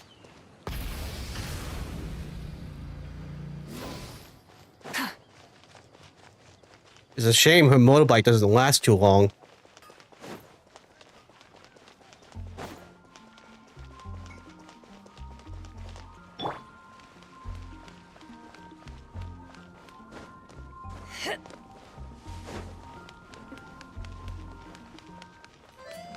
You know, my luck with gacha has been horrible lately.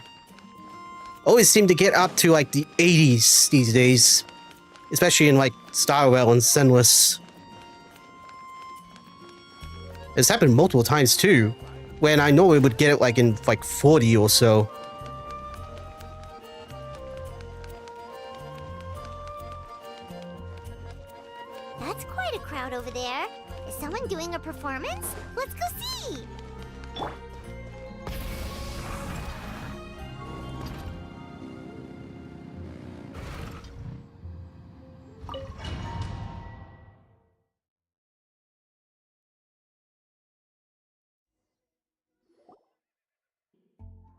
As you all know, during this year's Windbroom Festival, the people of Mondstadt has banded together to defeat several waves of monsters that try to invade our city.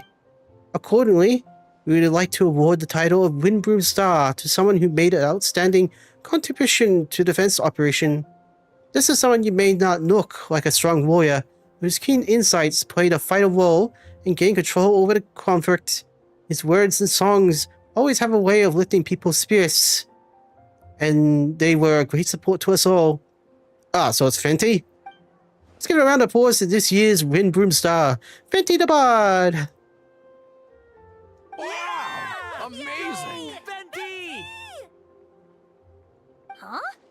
No way! You're really gonna pick me? Why not? You're the perfect person for the job. Alright. Does that mean I get unlimited free drinks at the tavern? No. I'm sure they'll be more than happy to support this year's Windbroom Star. If you like, you can even take a drink while you give your acceptance speech to the crowd. In that case, instead of a speech, how about a song? Everyone! The best bard in the land is about to begin his performance, so don't go away! Gather round and lend me your ears!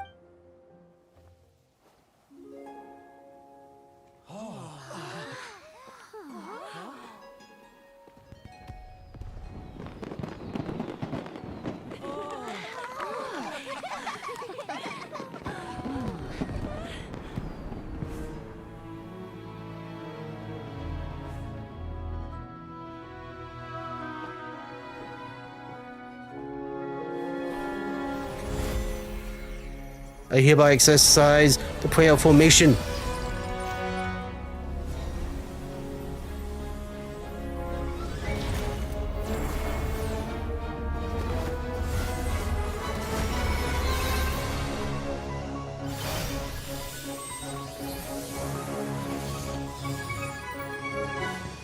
Big ass spell on ubiquitous earth, flowing water, refining fire, fortifying wind.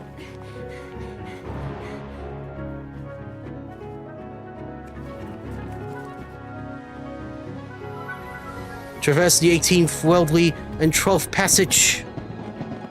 Oh, 20th, damn it.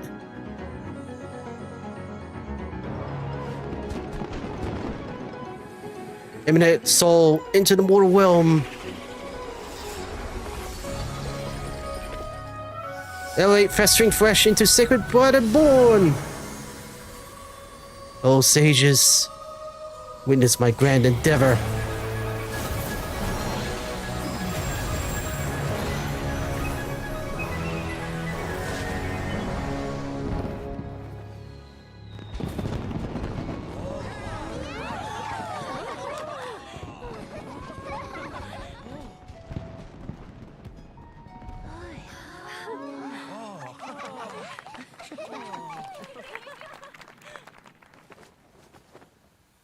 Huh? What? Why are you not speaking now?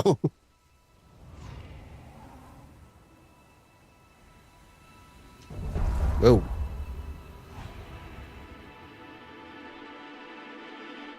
Someone getting some pants?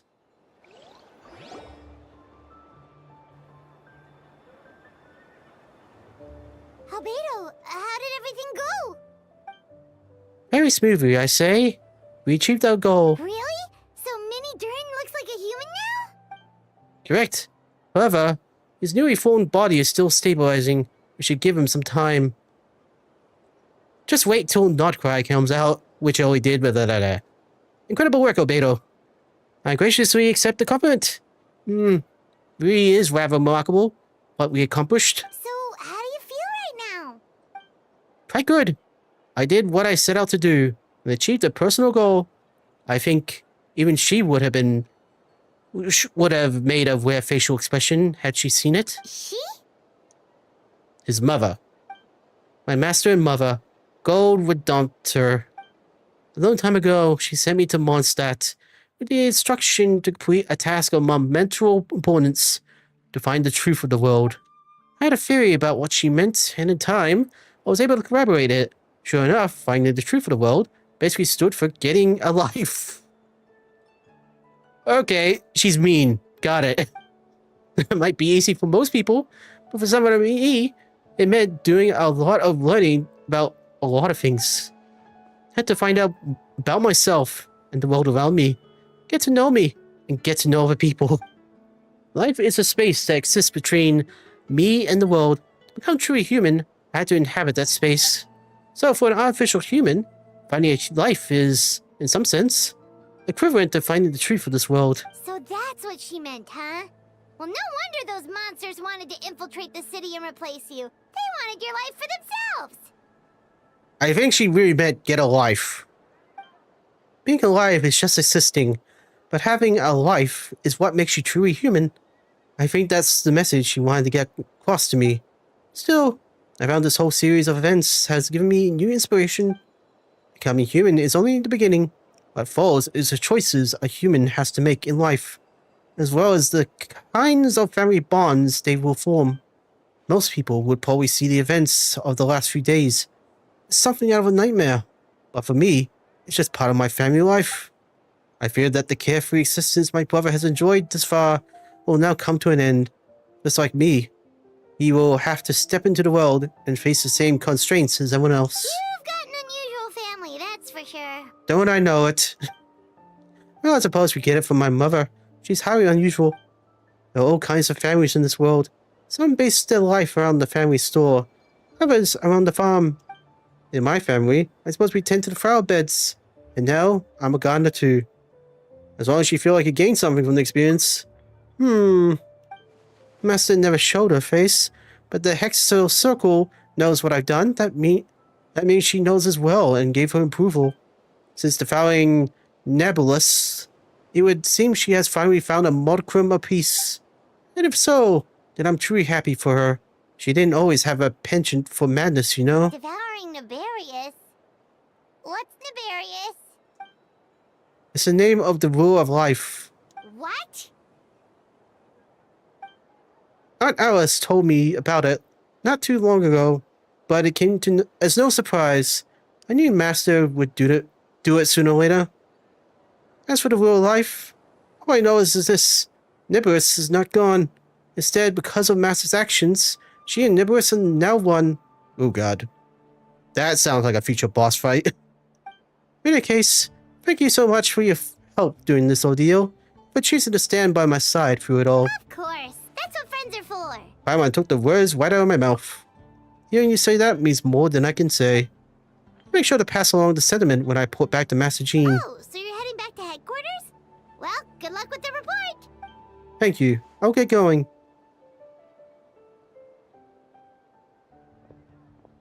Wow, this Windbloom Festival turned out to be a special one.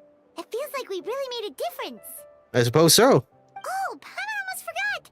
If the Windbloom star has already been chosen, what is this year's Windbloom gonna be? Wanna take a guess? Venti, you're back. Well, I couldn't keep my two dear friends in the dark about this year's Windbloom, now could I? What do you think of the Cecilia? It's quite fitting. The true feelings of the prodigal son. A sentiment as sweet and warm as a gentle spring breeze. Perfect for the season. Traveler, give me your hand. Why? The mages are very pleased that you and Albedo managed to pass their trial. Albedo received the materials he sought, so you deserve something in return as well. The Hexen Circle wants you to have this. It contains something entirely one of a kind. A secret of sorts. When the time is right, it will reveal itself to you. So no need to open it right away. But I want to open it now. Wow, a gift and a mystery all in one.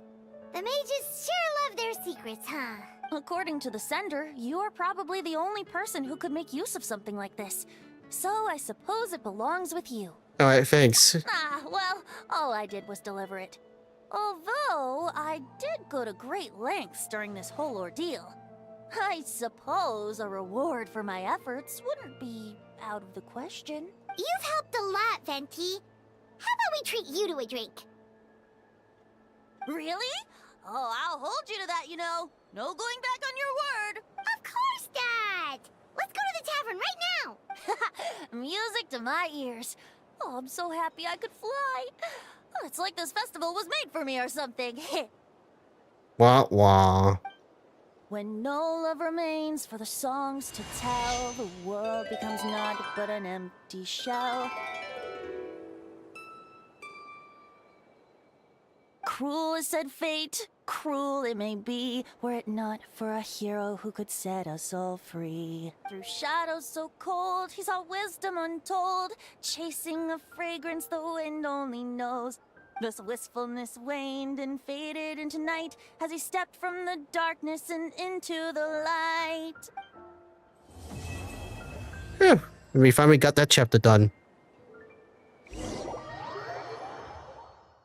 Now, there's still one more thing I'm supposed to do before going to Not Cry, technically. Which was,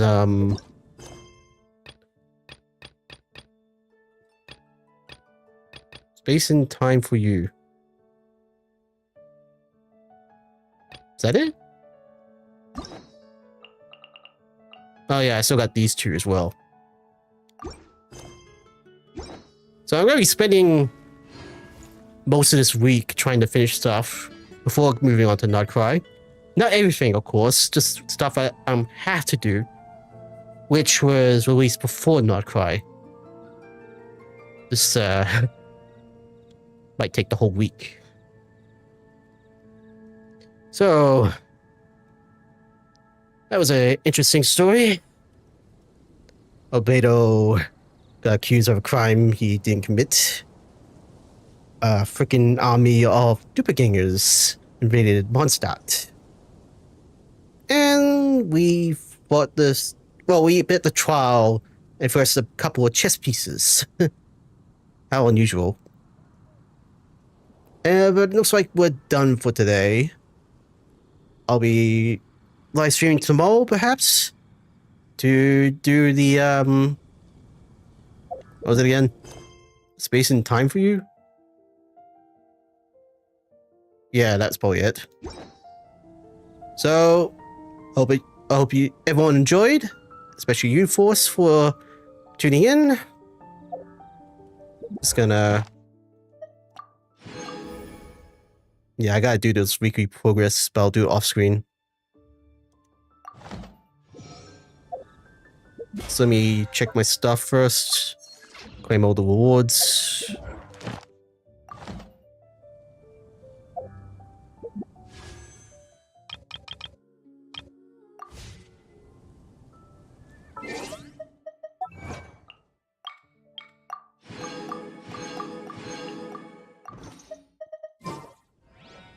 Right. I hope everyone enjoyed. Please tune in next time. See ya.